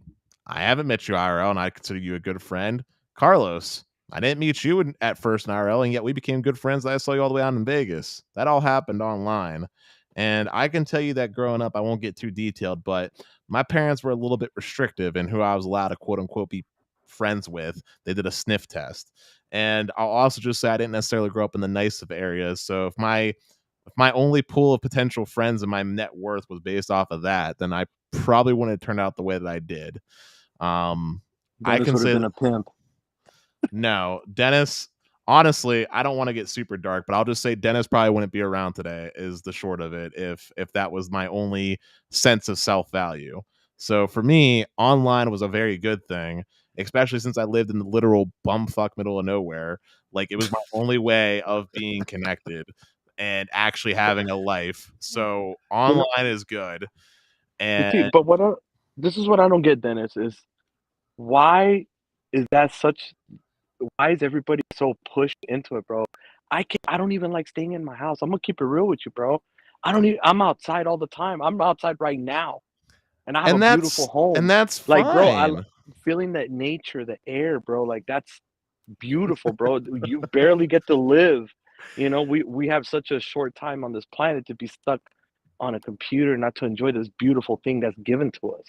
And listen, that's fine. Different strokes for different folks. My whole point is, though, is that just because that's how you feel doesn't make tech bad. Like, all tech does, okay, or all the internet does today is basically is an evolution of what the landline phone did back in the 80s. It's just another way of communication and interaction with your peers and social people that you talk to. Bro, Carlos got a problem with TikTok. That's what this boils down to. All right, TikTok is its own issues of things, and you can argue there's definitely, and you can argue. Well, I mean, first off, just throwing this out here, but I think if I remember correctly, and correct me if I'm wrong, Sneed, but don't most online sites like TikTok, so you have to be at least 13 years old to even use it? I'm pretty sure that you could say you're 1,000 years old and those apps don't care. I'm aware. I'm just saying. But I'm just saying, like, that's the thing, right? So, like, if you want to be a parent and you want to get into parenting, you set up parental controls and don't let them set up TikTok, or you monitor their TikTok posts if you're so concerned about TikTok, right? But things like YouTube, right? Things like just iMessage in general, and just browsing the web. As long as you have a conversation and tell them, like, this is why we do this, and there's a little bit of responsibility there. If you're raising your kid right, then at some point you just have to let them make some mistakes. Like, you have to let them, be independent. Give them some level of independence if they earn it. Like, if they're not doing anything nefarious, then things are going to be fine. In fact, better for them to probably make a mistake online than to do some of the mistakes you can make in IRL. I mean, at least they won't get literally violently hurt by doing some mistake online. All right, gents, I really do have to close out the show. I didn't intend on this going to 2 hours. I was kind of looking at a 1 hour show, but it's been a great convo. Big shout out to Carlos for coming through here at the end of the show. Big shout out to Moose, Pete, and Dennis. Thanks for coming by. As we kind of wrap things up, I want to thank all who sent over super chats and donos. You guys are great. Thanks for supporting. Everybody that liked this video and shared it, thank you so much. If you haven't done that, you could do that now. That would be great. First time here, subscribe, turn on the bell notifications if you like this type of content and you want more from the channel.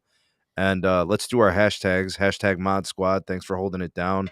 Hashtag 2Live Crew for everybody watching this on April 9th at 11 p.m. And hashtag Replay Crew for everyone that is listening to this or watching this on replay. And hashtag more, BBW, hashtag Ravioli Gang, hashtag Save the Bear, hashtag Help the Bear. You got any other ones, Los? Yeah. Hashtag No More Nokia. Hashtag Yes. No More Nokia.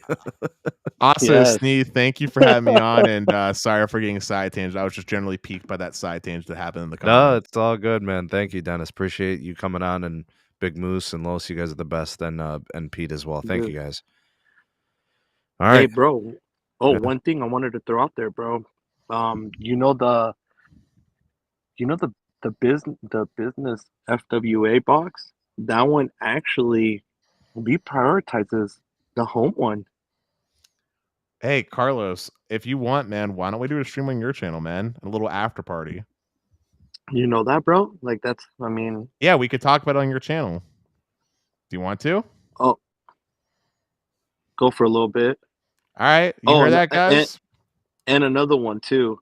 Don't be surprised if you see the 4-letter guy come out with an FWA a couple weeks after launch, too. That's all I'm going to say.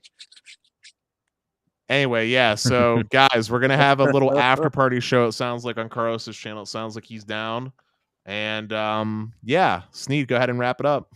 All right. Big shout out to Santiago. Thanks for that last minute super chat, hitting the shot at the buzzer like Kobe.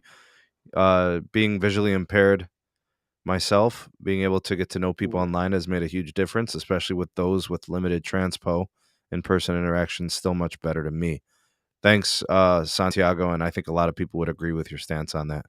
All right, that's it. You guys are incredible. Appreciate you so much. Thanks for supporting, and it was a great show, and I enjoyed it very much. And thanks for being a part of it. But we shall see you soon on the next one. Peace.